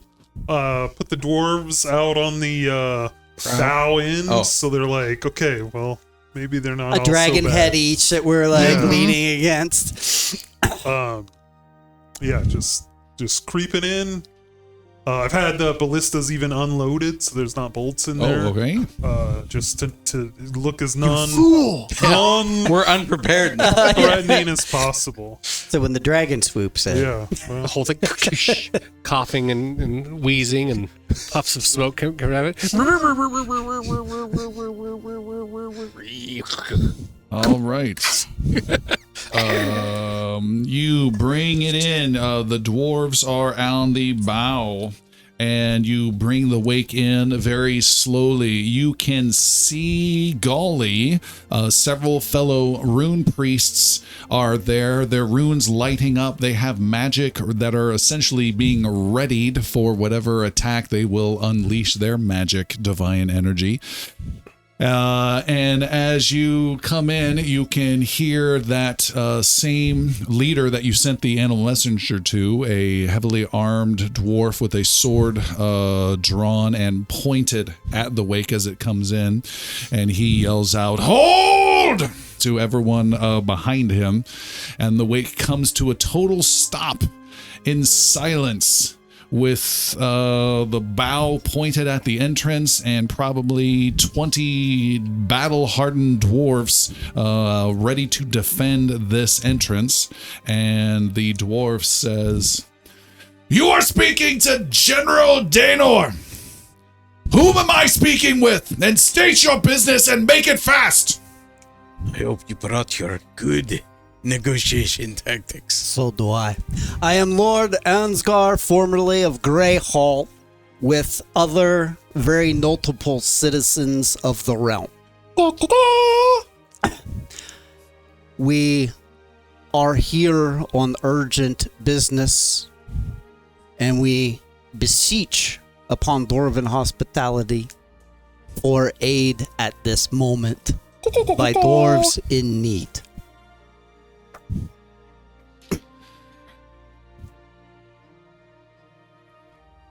Lower your gangway. I'm coming aboard. If I don't come back, unleash everything on this ship. And he walks towards the wake. Or one of our kidnapping schemes. Probably just kick this thing. We're lowering him aboard! You will be assimilated. Galen, this is the gangway. Push it out side like this. You get on the other I'm not side. quite getting. Could you show me how that works? He walks up to see you getting smacked in the head. No, no! Saldor, you are the best gangplank lowerer I've ever seen. Well, I am a Amazing. captain for a reason. Yes. I just picture Jeremy being so condescending like this at work. Being a complete asshole for no reason. It's not an ATM Oh, machine. aren't you Jeremy's smart? gonna step in my office In here. ATM. I'm a big fan of the bards. I'm just- The funny thing is, I think this is his assholiest I've ever seen. Like, it all comes out here. It's great. The general comes on board. He has a rune priest behind him, but staying at the end of the gangplank on the bridge itself. Spells bristling say with his name was? divine energy. General Daynor. Daymore. The general walks up and says, General Daynor Stonehelm, and you are Lord Ansgar. Once of Greyhall. This is Goli of Greyhall. Ansgar of Tabin. No, I'm sorry, not Ansgar. Galen of Tabernary. Jericho, Tabernary at home. Hemlock, and also Zaldor. All very It's okay. All very notable citizens of the realms who have been charged with its safety by many. We are here for aid from you, General Daynor, and the Chateau Hall. And now the magnetism kicks in. The great metal doors, the ship wedges in, permanently attached for all eternity. He says, come with me, Lord Ansgar, and we will verify your claim. And once verified, may my companions then accompany us to all other matters. That will be up to me and the safety of the entrance. Oh, and we got some dragon heads for you, just as like an offering. He steps off and walks down the gangway. I shall return soon. I like him. So, Be safe. we've only got one of you. Well, once I leave, you have 0 of me. And Ansgar walks off. Okay. How long before we come and get you? 20 minutes, no longer. All right. Hall doesn't seem under siege, so this is good news.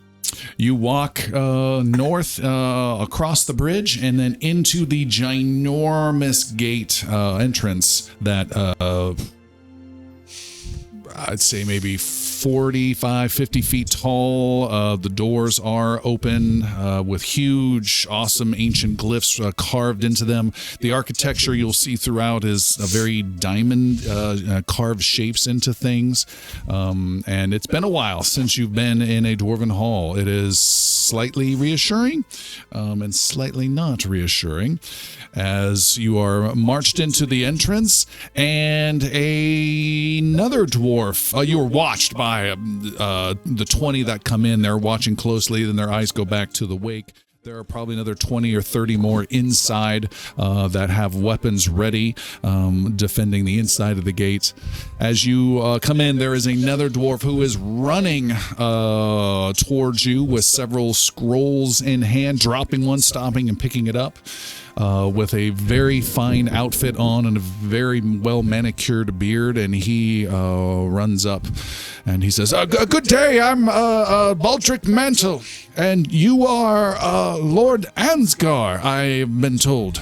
That is correct, Baltoric. I am. I am head counselor to Mason Lord Holmrim. We are not expecting any visitors, let alone those of such nobility. We have come unannounced, as was necessary, due to the nature of our business, and I apologize to you, Baltoric, and as well to Lord Holdram. It is normally customary to present such nobility and when arriving at this place, as you would surely know. And he looks at the general. The general shakes his head. No. I do,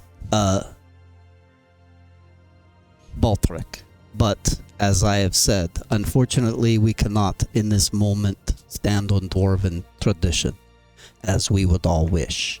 And I am very pleased to be back in Dwarven air amongst Dwarven friends. But our need is now and urgent. And I would ask, as a lord of a hall, to speak to your lord. The general says, "A lord, you say?"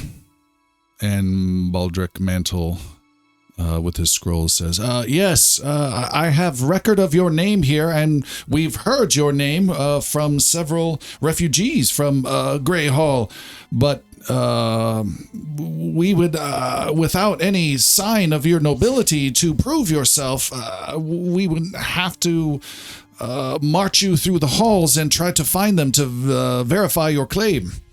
You know what the symbol of Grey Hall is, what our mantle of power? The general shakes his head no. Baldric says, "Of course." So Ansgar reaches into his backpack type thing and draws from it what is an ornamental and large key, made of what appears to be some sort of mixed metal, kind of flaked and very hard and dense metal. It's ornately carved. Anybody who knew what meteorite was would know this was made of meteorite. And it's an ornamental drawn with runes of dwarven power, are etched within this key. And he holds it out without handing it to him. He holds it out to Baltric. Presents it. Presents it. Baldric eyes it closely and says, "Lord Ansgar, we are grateful for your presence. This is wonderful, wonderful." And as you put it away, he does the little arm grab hand, and even a more informal slapping on the shoulder. This is an incredible fortune to have you here, Lord Ansgar. We need to get you to see Mason Lord Holmrim right away. The general says, he bows to you. "Lord Ansgar, let's get the rest of your men inside." Thank you, General. And I appreciate their hospitality. He heads out to the entrance. And Baldric says, "Where have you been? If you don't mind me asking." I have spent much of my time in Kennebrin, though I have traveled of late, and I have traveled with these companions here, who, as I have said, are certain citizens of note within the kingdom, all charged with, in different ways, with its safety and well-being. And that is what brings us here to Chateau Hall. And the more I will discuss with Lord Holden. Of course. I did not mean to pry. At the entrance, the rest of you waiting on pins and needles see just Run! the general arrived. The general steps out and says, "Stand down, everyone! This truly is Lord Ansgar of Grey Hall. We have true allies here to join us in our quest to keep our homeland safe. And the magic shields go down, the Might be a bit golden ambitious. runes go down, there's even some cheers. Yay! And the general walks past his soldiers over to the gangway and says, I welcome you to Shadow Hall. Please come with me. Your lord awaits you. And Lord Ansgar follows. Nope, nobody's going to challenge the Lord. Okay, cool. What do you want to challenge? Right for survivalship. Fight. Galen did not like the "your lord" phrasing right there. Well, All we right. are currently in his hall, and it is Hemlock will anchor the ship before. Try. just drifts off. The general assigns 8 people to guard the gangway, and you're not allowed to board under any circumstances. This heavily damaged, weathered ship. Yes, she is listing a bit at the moment. We meant to speak to somebody about that. We are in desperate need of repairs. Is there somebody who we could speak to? I hold the begin? southern gate. That's my responsibility. Do you have shipwrights here? In Shadow Hall. We don't know dwarven custom that well, but we Have you were tried hoping you had some smiths here. Shipwrights in Oliver and in Port Heath. Well, back on ship. Peace We heard- out. We heard that dwarven craftsmanship was the best in all the land. That's the most right thing you've ever said. Oh, I've said so many things. Okay, that was Galen. Never mind, my bad.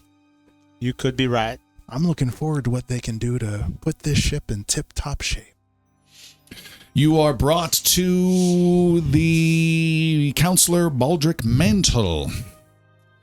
And he says, greetings, one and all. Counselor Mantle, if you please. I'm here to help and assist you in whatever you might need. Please come with me. It is urgent that we get you to speak with Mason Lord Holram. I'm sure he's already been announced, as I was, of your arrival, but we must make it official. Come now. Is he the big boss guy of this place? Yes. Sweet, that's so cool.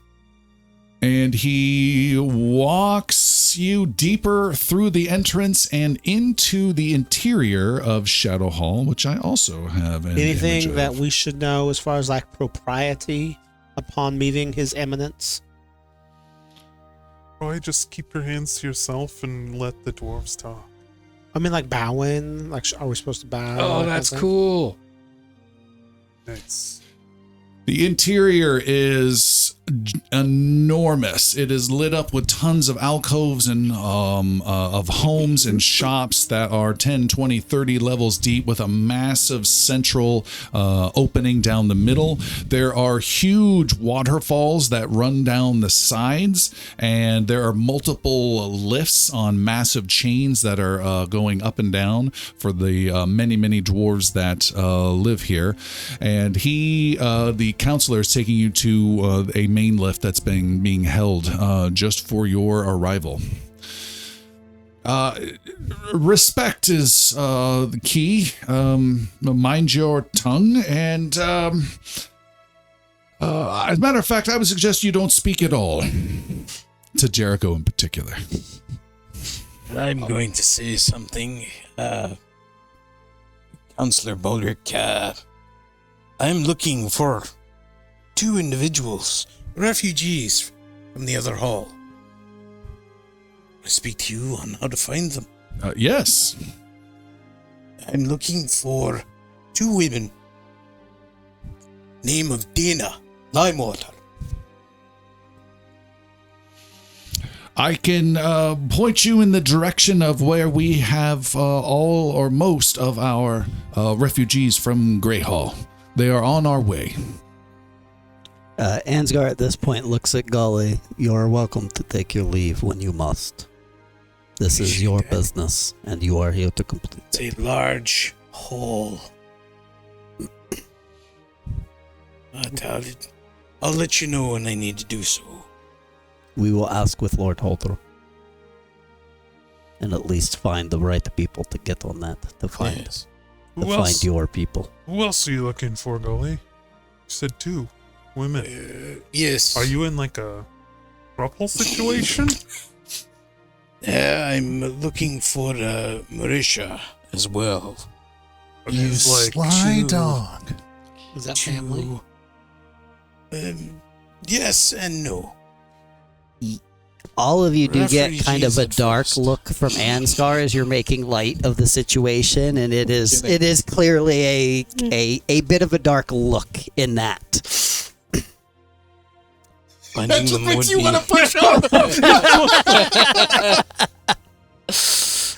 Hey, do you need? Did you steal these women We away can talk from? later. Okay. Can we counsel? Gotcha. Hey, Goli, Yes. It is complicate you them. need help? Yeah, it sounds like it. I might at that. If you need help, I'd be more than willing to help you look. I appreciate it. Okay, you just let me know. You are taken to the lift, and with a motion of his hands, this ginormous lift that could hold probably 8 wagons all side by side starts to lower down. The upper part is an area where there are draft animals and huge little warehouse type sections and stable type areas for travel across trade to the outside. Now you're getting more deeper into the dwarven section itself.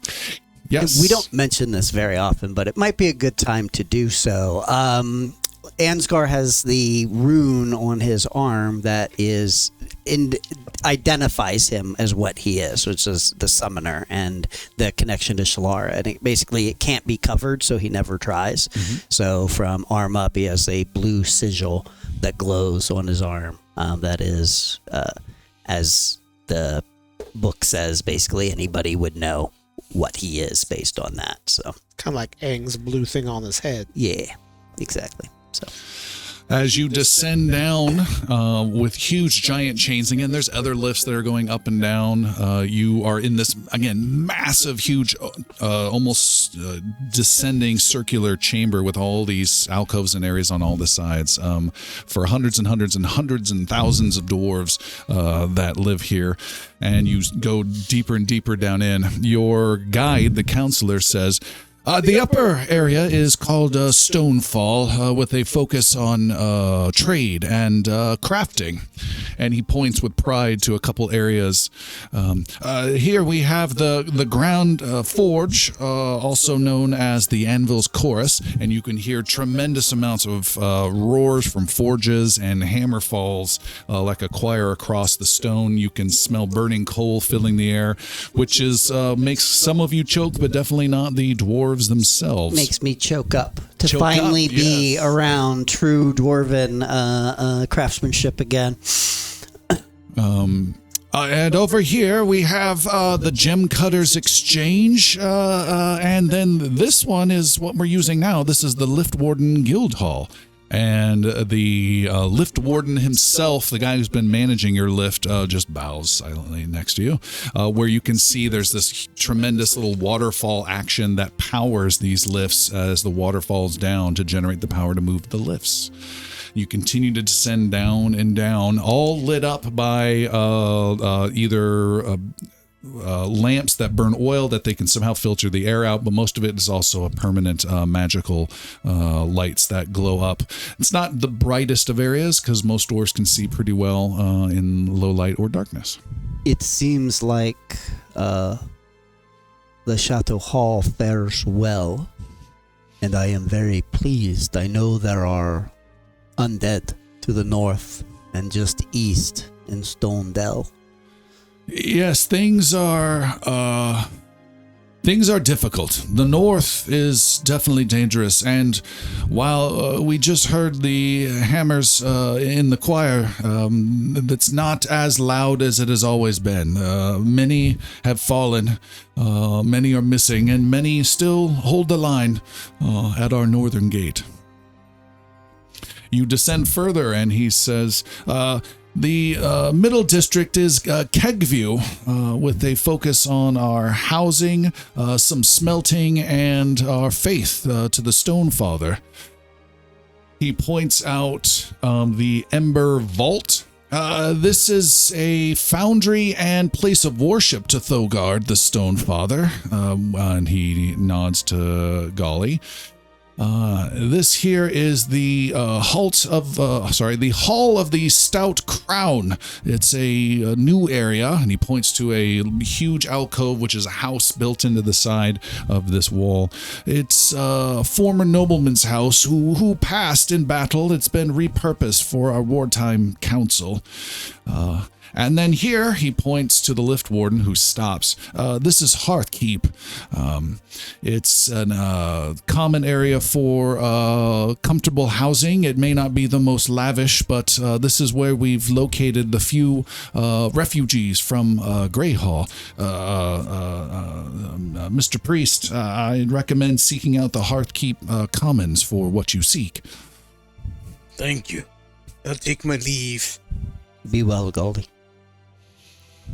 He motions to the lift warden, and the lift continues down. I may not need you right now. Okay, nope. That's all right. And this area is called what now? Hearthkeep. Hearthkeep. This whole district is called Kegview, and then this particular area is the Hearthkeep. Okay. You continue down. He says, this final district is Sunderforge. It is not used much these days, only for special circumstances. It actually was fallen to the dead more than 7 years ago, but has since been reclaimed. He points to another area of huge waterfalls splashing to an area of water not too far away from big rivers of lava magma that flow through. He says, this over here is the Hall of Ashen Shields, where our warriors have fallen and are paid respect. Priests lead ceremonies here honoring those who defended Shadow Hall back several years ago. This over here, and you can just hear a single hammer echoing in the darkness. This is the Forge of Eternal Rain. This is the king's personal smithy, attended by our master smith. And then you hear like a thunderbolt of thunder reverberate loudly out from it, and your guide smiles with pride. Over here is the Emberlit Plaza, and you can see a beautiful plaza that's totally empty, a big open space with lava rivulets that light it up and surround it. He says it's only used during special festivals or priest events. This is a rare treat. This is the King's Deep Brew House, where his sacred brew is produced and poured. The sacred brew. Hey, Mr. GM. Yes. As Jericho's coming through this bottom layer, and he's hearing that the undead had been here years ago, mind you, and all this. He's kind of just that's nervous. And he's glancing around. Does his soul sight pick anything up in this area? Not here, but I will keep that in mind. All right, thank you, sir. He points out just a few more spots before you arrive at your destination. The Basilica to the Stone Father. It's a vast temple to Thogard, but it's only used as a pilgrimage. It's a very quiet space there. Here is the Hall of the Bound Hammers, a relatively new site with an order of clerics and holy warriors who have fought in the undead wars, who now train initiates. There's not enough, but it is what we have. Excuse me, Baldric. Yes. How do you continue to grow and develop the hall while fighting a massive war to your north? There's no development. There's no growth. We reclaimed we reclaimed our homeland and cast out the dead from 7 years ago, but now new dead have arrived. This new war is now a a constant threat for us. So those who cannot fight out in the sky, they build, they reclaim, they try to have a semblance of home, but every day fewer of our brave soldiers return, and the halls grow quieter and quieter. And he motions to this final level that you're in. He said, this area used to be bristling with people. Nobles, sacred priests, and now there are very few that come down here to do their work. Forgive me if my question causes offense, but do the undead armies claim any of your warriors? Do they turn against you? They can and have, but not always. There are times where Thogard, his strength is able to prevent that from the truly strong and truly pious. It is both a blessing and a curse for those who do not return and become our own enemy. Let's say it becomes frowned upon in society that perhaps your father, your mother, your daughter, your son who died in battle was not the strongest with the Stone Father. It is something we're trying to change. Dwarven honor is a sticky thing. The silent crypts, the vault of the crowned relics, and here. And he says, we have arrived. And he stops. You see it continues to go down darker and darker, but there's no more lit areas. The king's deep throne. Please come with me. Is that like clapping when the plane lands? Is that what you just No, did? this is so cool. We're seeing all these neat places. Lord Ansgar, did you have in Greyhall? Did you have your own special brew, or are these like fancy dwarves? They're more of the yeehaw dwarves over in Greyhall. We had more moonshine than mead in my day, but I would have if I had been Lord of Greyhall long enough. Oh. Well, someday. You are marched into another massive entrance. There are two very old dwarven armed and armored guards at the gate who've done this job for many, many, many years. Stand there stoically, not even averting or moving their gaze or looking at you in any way. They stand by these doors as you enter a hall of obsidian pillars with braziers with runes carved in that light up slightly as you walk in. You continue forward into a big throne room with tapestries, smoke-lit oil lanterns, beautiful carved stone. Again, more of that diamond-shaped architecture carved into the different walls. And across the way, all by his lonesome, is a single individual sitting on a throne. I have a picture of a throne room I'll also share for anyone watching the video. It's a combat map. We're in trouble. Not you. You're off like We're doing still some in trouble. threesome action. So we're in extra trouble then. No healer. With no healer, yeah. Really? Nice. Oh, wow. Wow. These tapestries are huge. It's gorgeous. It's an imposing throne room. It would be a pretty roomy throne room for a giant king, let alone a dwarf king. And you are marched across by Counselor Mantle, and he brings you before an old dwarf who has a lot of rugged grooves in his face of age with heavy weight upon his troubled brow, if we can steal from Conan. He looks... Lions ate you.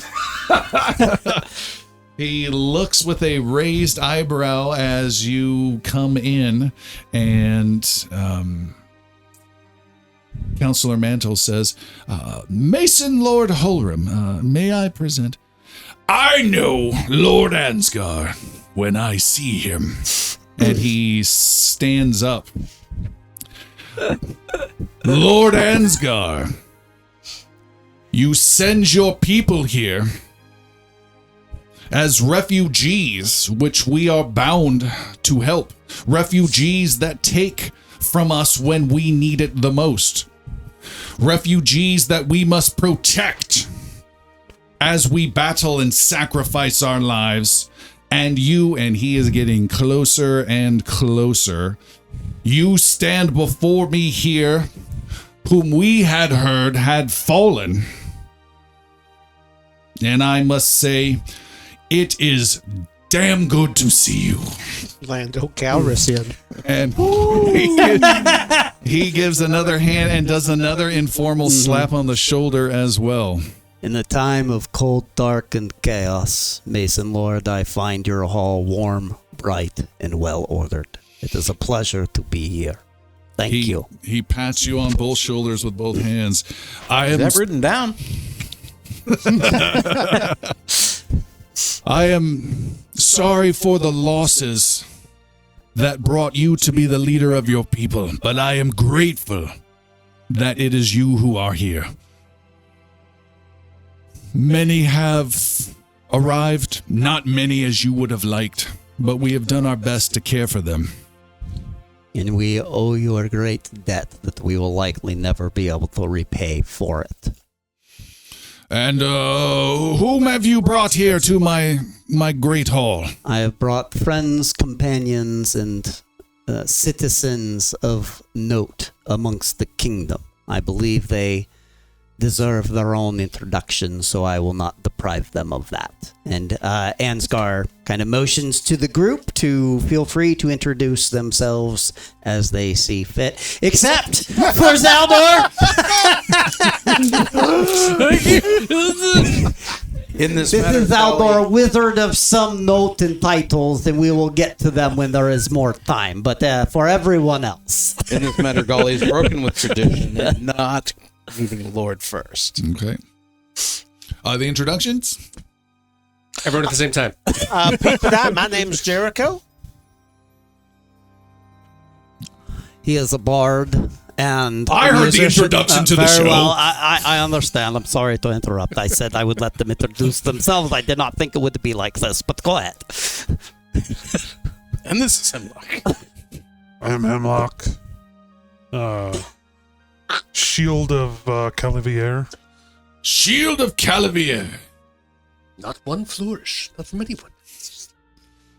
Oh, I didn't know we were doing titles. I would have given all my titles if I'd known that was a thing. I'm sorry, sir. Proceed.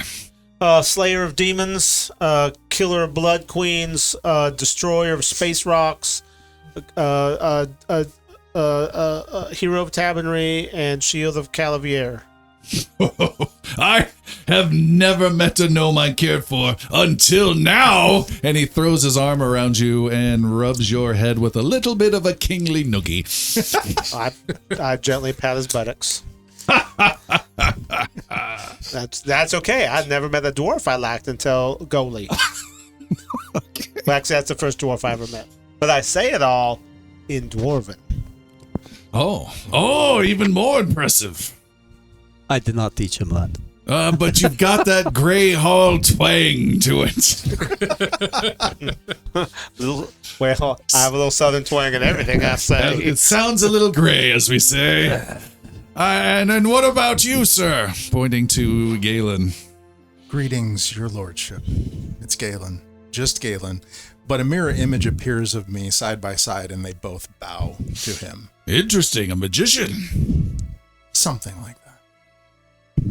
And this last one. Yes! Greetings, Lord Mason.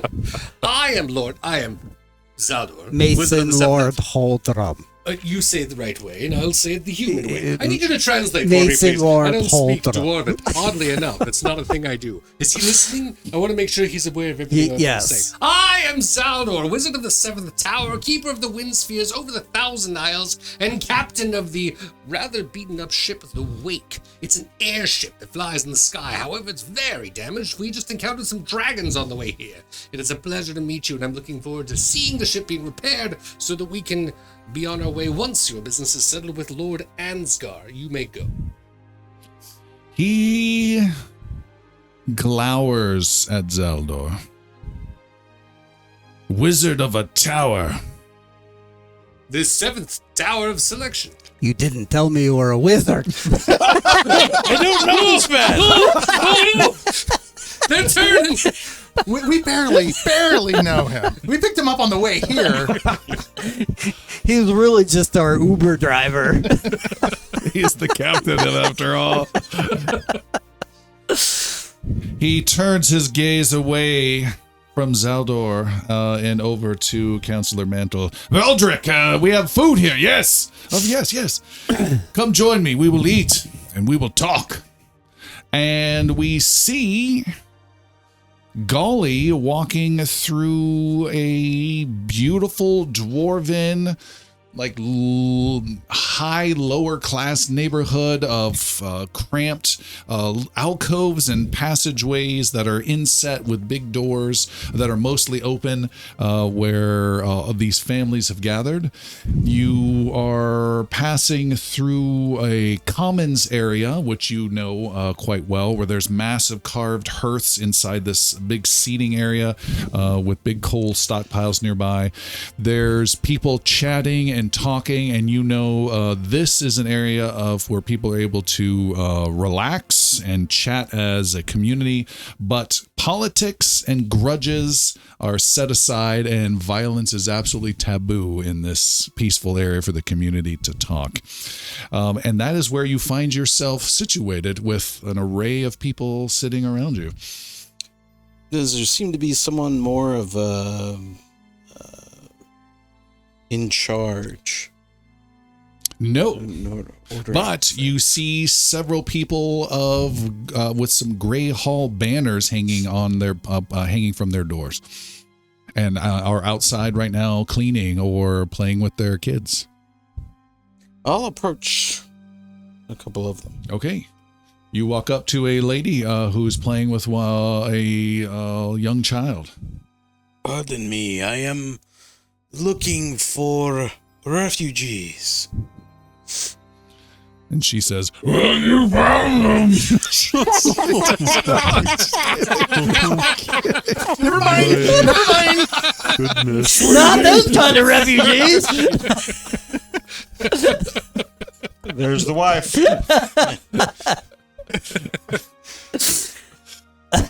Like the accent there, eh? It's a bit twangy. Warming to the soul. She says, you've come to the right place. Did you need something, sir?" I'm looking for a pair of ladies who would have come in the last year from the Grey Hall. As we all have. Speak their names and keep them secret no longer. Risha, Yes. where?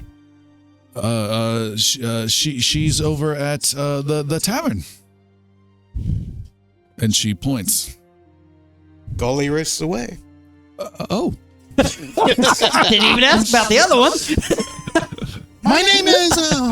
My name is. You head over to a lively tavern that's carved into an old smeltery and been refurbished, McMinimans, and it is called the Keg's End Kegs and Tavern.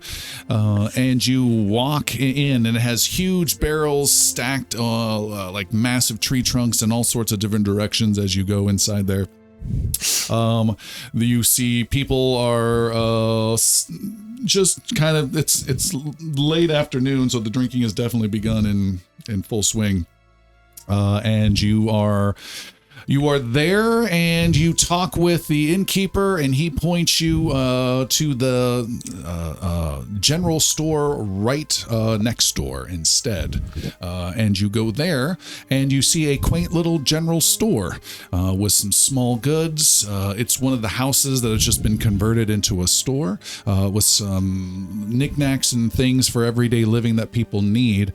and sitting across a small table at the at the far side is your Marisha, the beautiful dwarven young lady you have courted for so long in the past, and had a hand with Lord Ansgar in getting her to safety. You are delighted, I guess, and surprised to see her, and she looks up with a look of, I don't know, shock or excitement or concern, who knows what, at seeing you bedraggled coming through the door to her general store. Please tell me she's playing the flute. Nope. Is this your store, young lady? No. No. Stonefather? No. Please don't let this be. False vision tormenting my tired eyes. Please. Is it you? Is it really you? It's me. Marisha reaches out and touches your nose. Oh, by his hammer and chisel, it is you.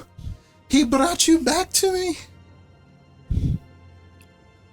I knew he would. I kept the faith, Goli. I kept it. I know you did. So did I. The old father watches over us. But what is this? You're working in a shop. We do what we must to survive. Life here is hard. But it's better now. What has the world done to you? You have so many more scars than I remember. And she traces the line of a scar across your brow. There's still decorum. Goli takes a step back. All right.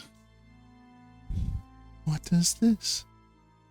We are not apart as yet.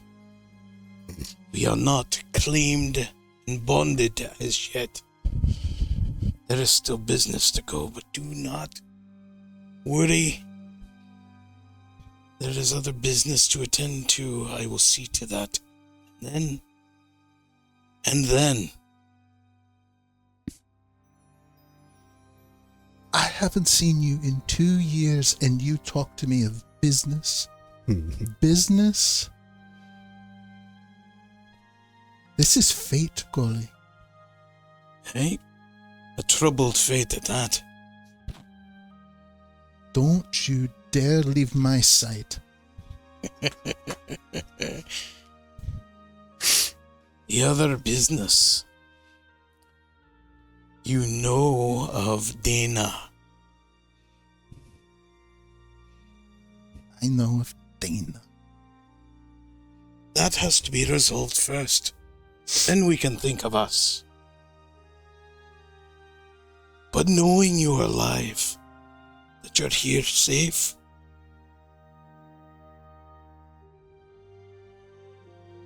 that causes me great joy. Marisha! I'm done! Oh, hello.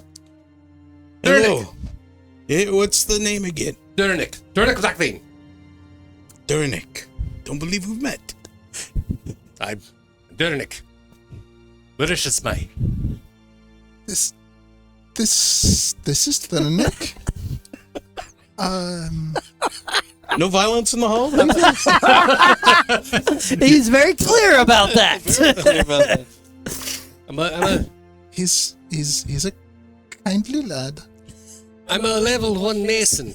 I'm not a great mason, I'll have you know. I'm not right up front, but I was able to craft 3 bowls today. I'm getting them extra round on the inside. I wanted to tell you, I got 3 today. I'm so excited for you. That's such a good improvement over yesterday and the day before. You're so encouraging. And the day before. I don't mean to interrupt. Oh, I apologize. I interrupted. No, I'm sorry. You go. I would like to steal away with Marisha for a moment. Negative pardon. Say that again.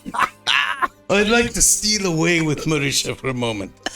Just a few minutes, if you don't mind. It's a Greyhall thing. It's fine. I'll be right back. I would love. Will you show me your balls when I return? I'll get them right now.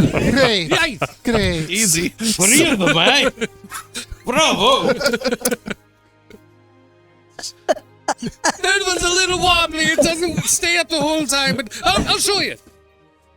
Goli steps out of the Marisha. All right, you step outside into the official commons area where violence is not allowed. Step back in. You don't need to explain yourself.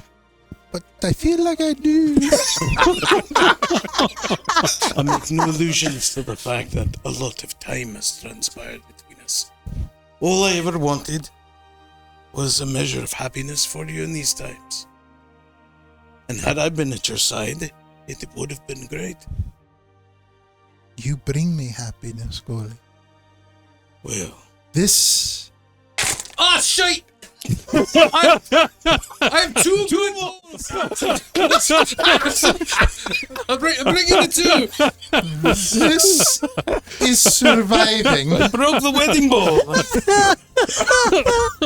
I just feel bad for him. This is not really happiness. Marisha, I've always had my eye for you. That will never change. We can be together if you kill him.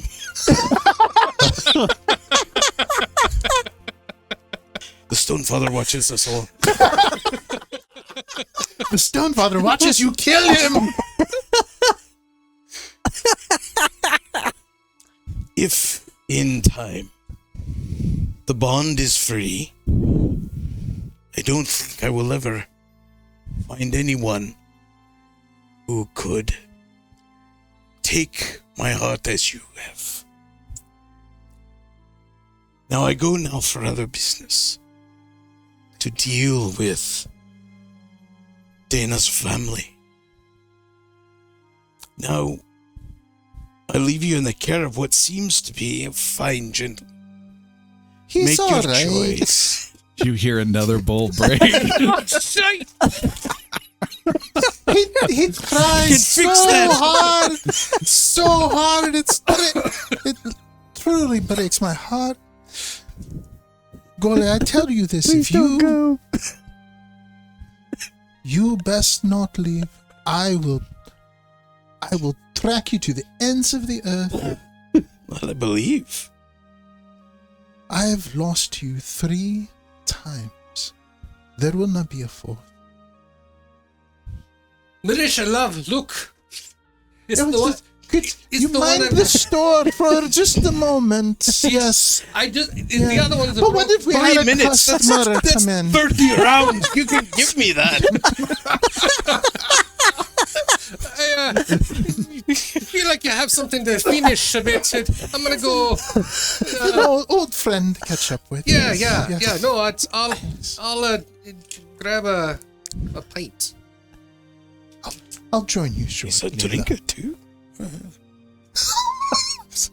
It's of milk. They won't let me have the other one. I keep dropping it. We, I have a small gift. I give to you now. To show that my thoughts were with you even while I was away. Oh, my sweet. Goli produces the great axe that was finally made. Oh! Oh, yes! Every girl's dream. Not knowing us. This is the one that you ran away for? Yes. Okay, cool. I've been looking for something I could use to protect my store. Yes. Murder your Yes. husband. What do you May think the come axe in is handy for? soon. Yes. It's this or this sword. Flavors, you know. Thank you, dear God. I take my leave. And you're as beautiful as ever. I have missed you so. And once we take care of what we need to take care of, there is no force in the world that could keep us apart. Blessed Stone Father, thank you so much. My prayers have been answered. Militia! It's 2 for 1! I've got one for you! I'll finish it first, but you get another! Go to your man. And Marisha takes her leave With axe in hand. with axe in hand, Husband! dragging behind her, scraping on the ground. All right, Goli, what are you up to next? Not expecting what's just happened. Really? Yeah. That was not exactly how you thought that would be. This was going to go smoothly? After what happened to Jericho, you thought the whole love story would play out smooth and nice. My dear Mauritius psychopath. She's standing on business. Returning to the refugee encampment and passing along the name of Dana and seeing if it's possible to find her. You find her family door of the Runebinders and knock upon it. The door opens, and we are back in the grand dining hall of Mason Lord Holrim, no D. Holrim. Crossing out Hold the rim. D. Holrim. Whole, like a whole rim. Hull. Whole. Hull or A one L whole though, rim. Got it. but 3 M's. Mm. Rim. So it's Whole backwards Mirla. So it's Mirla. Mirror. So then you slew the dragon. Near single-handed. Amazing. Absolutely amazing. And no doubt you are the grandest fighter of the lot. I was actually in the cabin the whole time. It was Shalara that was out battling with by side with everybody else. Actually, She was. Oh, but then Galen, like just before the battle was won, Galen left. He just jumped off the ship. yes, and remind everybody why that was. Yes! No one knows. As we understood it, I was knocked. So, what brings you here to our great hall? Mason Lord Holorum.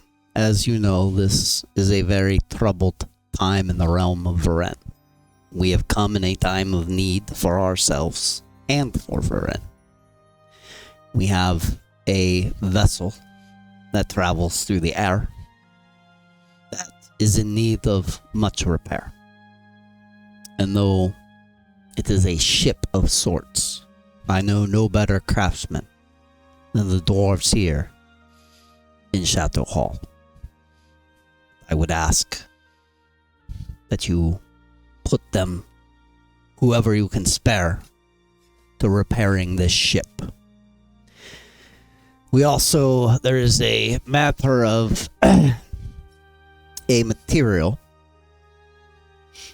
What is it again? Vetonite. Vetonite. He snaps his fingers.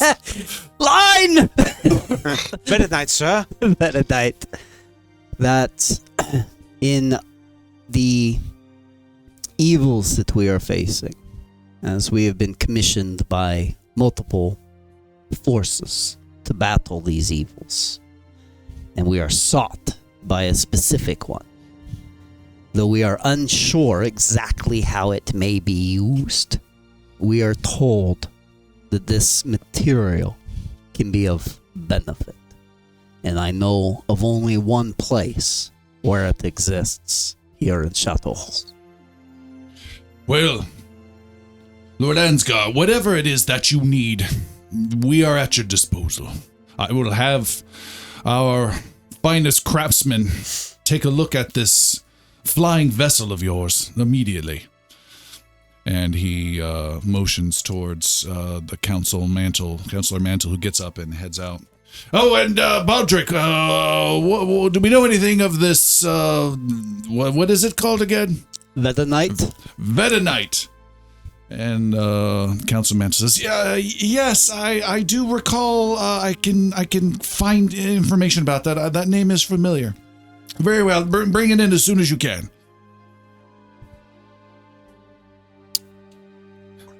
mention the we can pay for this and also the gifts. And to the hall, Chateau Hall, we bring gifts of our victory. And upon you will find on the ship the skulls of 2 brine dragons that are meant to be gifts here for the hall. Dragons. Indeed. They were destroyed and killed on the way here. Which brings to me a question, in fact, of it is our understanding that there seems to be dragons stirring in the area. As we mentioned while we were catching up, this Balrog, this underworld dragon and its little dragonlings. And then on the way here, multiple dragons together. Different kinds working in concert to attack us. Our wizard was visited by another wizard. 2 wizards, in fact, that spoke of dragons awakening in the north. It is troubling to hear. This is the second time in a week I've heard of dragons. It does not bode well. It's the second time in a week I've fought them. What did you hear about the dragons, your lordship? Questions if we had seen any, and we had reports from my northern general of flying serpents off in the distance, but no attacks. More just traveling by, but again, the skies haven't seen anything like that for some time. Who asked of this? An elven ambassador. Do you know where they were from? Baldric! Hold on! Baldric, almost at the end of the far hall. What was the name of the elven ambassador who's here? Quennel. Were they from Ethlian? Baldric! Now come back! That ambassador, where was he from? Ethlian. I didn't hear that. Where was he from? Ethlian. And what else did he want?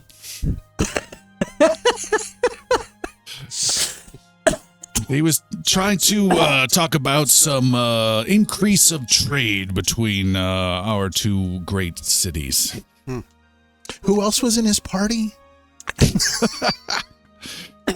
It is an interesting time when elves of all folk are seeking more trade with dwarvens. We are cautious but curious.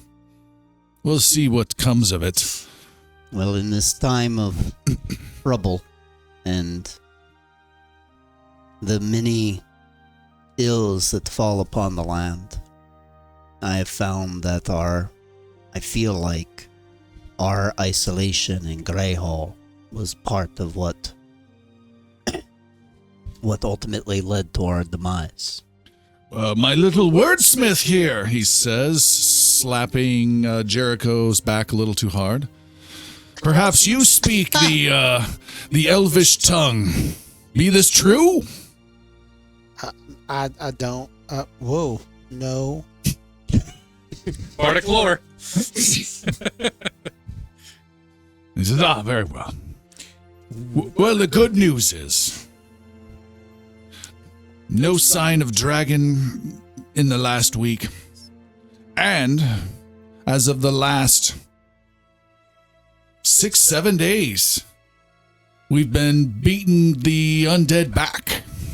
Well, speaking of things falling upon the land, half of the Iron Fortress did that a few days ago when we sent it shooting off into the void. And that seems to have severed some kind of connection between Reskalon and Zexa. I don't know what any of that means. Well, Severed means broken. Let's us back up a bit.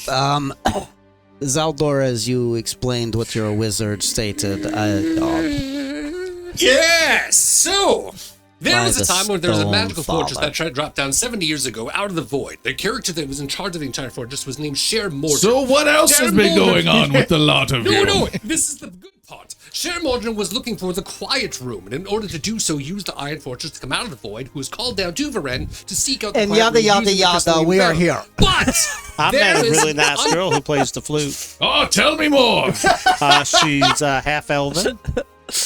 Her name's Glorine. But she, like, when I had to go save the world, she's like, well, whatever. You should be with me instead. Hard to hold on to the lasses. It is. But, you know, whatever. If she can't see the forest for the trees, whatever.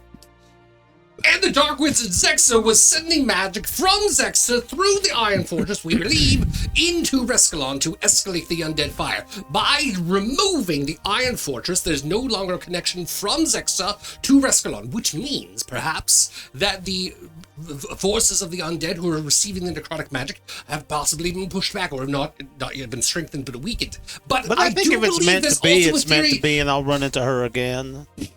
You know, and, you know, there's always another chance down the road. There's always another chance. He Yeah, pats I you on the believe back. so. He points to you, Hemlock, across the table. I don't speak wizard. Can you translate all this nonsense for me? You've heard of Zexa? Of course. Okay. We believe there was power, magical power, coming from Zexa You got this. through the Iron Fortress outside of Calivier, going up to Reskalon or Dakareth, To my enemies. to your enemies. Why didn't you say so? But we severed that tie by getting rid of the Iron Fortress, which if you said 7 days ago, you had an easier time fighting this undead. Indeed. That is the reason why. That's our fault. No, that is good. Yeah. He says things in a weird way sometimes. It's contradictory. Well, I'll take him over a frumpy wizard any day. Isn't that right? Hey. Also, we believe that we may have broken a pact with all the dragons. That was the last thing. That was the last thing I had to say. I just wanted to make sure that everyone got the Thank full you. story. We appreciate you all really the context. filling in those final details. It's very nice. Well, perhaps our lordship should know that we've heard there are two ancient dragons moving and on the prowl as of late. One in Palacia and one just north of here in Dakareth. Your force is on the ground. They haven't reported anything. No. Not dragon related. We encountered a dragon that we think may have been influenced by something evil, something we're seeking. And perhaps these other dragons are influenced by the same. I would alert your forces to be aware that there are ancient dragons moving about. Well, I would recommend you speak with that elven ambassador then, if he hasn't gone yet already. He might need that information. Oh, It and would one make time a sense. wizard of a tower selection, but not this one, took my blood, and out of the puddle of my blood, You guys, a demon exploded. hey, we don't need to air every piece of laundry we I have. thought we were. I thought left we were my being open. wife and The door opens up, and standing there is Matron Skara Runebinder before you, Goli, down in the common area. Oof. Hat off, a slight bow. Your hat? Matron. Well, if it isn't my son-in-law, Goli. I'm here to see Dana. You what? Say that one more time. I'm sorry if it brings offense. My presence here is to handle some business that remains. Why don't you step inside, as there are common courtesies of no violence out in the commons? And she steps back for you to go through the doorway. Goli looks about for other family members that might be in the next room. You see there are a couple of younger sister-in-laws that are in there watching intently and quietly. Just reminding you I'm still a priest. And he walks in. All right. She closes the door and smacks you hard on back of the head. You dare bring up her name, seeking to find her? She perished defending the Great Hall. Your wife. You could have been at her side. You should have been at her side. You married her. Surrounded by enemies, a battlefield ceremony, and when she returned to fight again, were you at her side? No. Did you fully commit to a wedding ceremony with all the families? No. Did you connect with her in any way after your wedding before she perished and left? No. And I heard other things you didn't do that you should have. I'm sure your grievances against me are long, and perhaps in some part well-founded. We would have done all of that, but time was not of the essence. The battle was drawing to an end for everyone there. This was an appropriate thing to do. Her and I on the battlefield, back to back, shedding blood and spirit. It was honorable, even for families who could not attend. And so you come crawling back here, looking for what? A place to stay? Food for your pot belly? Oof. My pot belly's a little offended by that.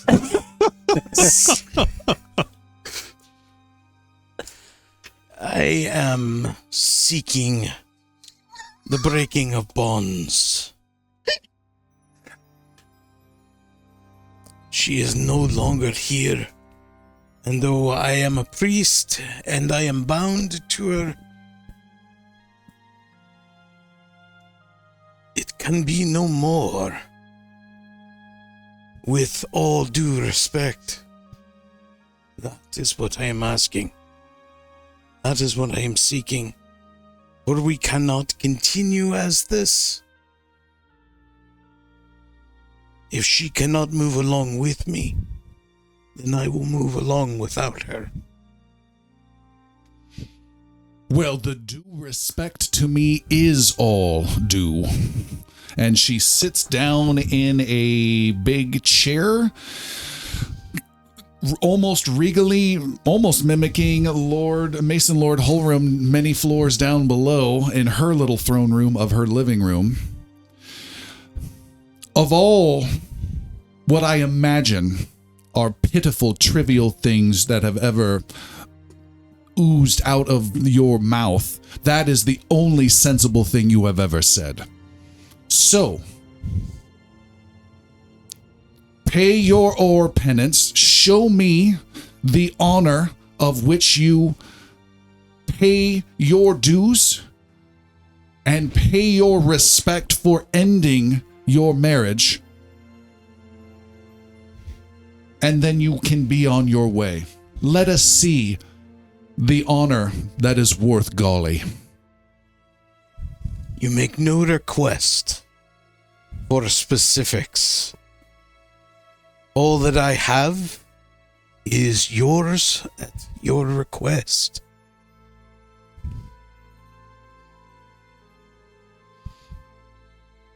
So you come with nothing, not a copper in your pouch. Dirt poor, during the middle of a war, pleading to be set free of your ore penance and free of your marriage to my daughter, as her body was never found. Am I carrying the gold? Or any of the gold? Whatever I gave you Bar offered? last week, It wasn't a... Yeah, but we went through some of it's that. like 1,000. I don't know which you had left. How much is a dead daughter worth? We're about to find out. I'm not going to use those words, but... Oh, I have a show titled Dead Daughter Divorce Diaries. Yeah. Jesus. What I have, matron, is my faith and what is provided, Stonefather. 2 years. Now 10 in his service. I have only this. Goli presents his shield that is engraved. She was worth all the time I could have spent with her. Hopefully this will quell some of the venom that you have, and a debt can be paid. I offer you this, what would be a lifetime of work for many. You see her two daughters, your two sisters-in-law, look disappointed and then lower their gaze at the floor. Matron Skara says, Golly, you are the lowest of the low. Whatever glimmer of respect I had for you, you squashed the moment you showed me that you were alive today. My only redeeming thought I had for you was that you fell in Greyhall with your Lord Ansgar. And you come here penniless, offering faith, offering this shield for your ore penance. You are pitiful.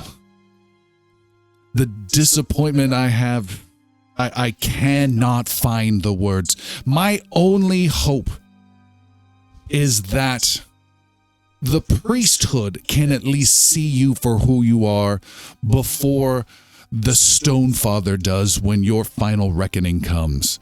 Your ore penance is not paid. You are still married to my Dana until you come here proper. Is that understood? I will take my leave with the ore penance. Good day, matron. You head out, and we will stop there for tonight. Thank you so much for joining us. Some crazy, interesting dwarven shenanigans going on. We'll see what happens with the requests of Mason Lord Holrim and what happens with Goli next time. We'll see you then. We can finally be together.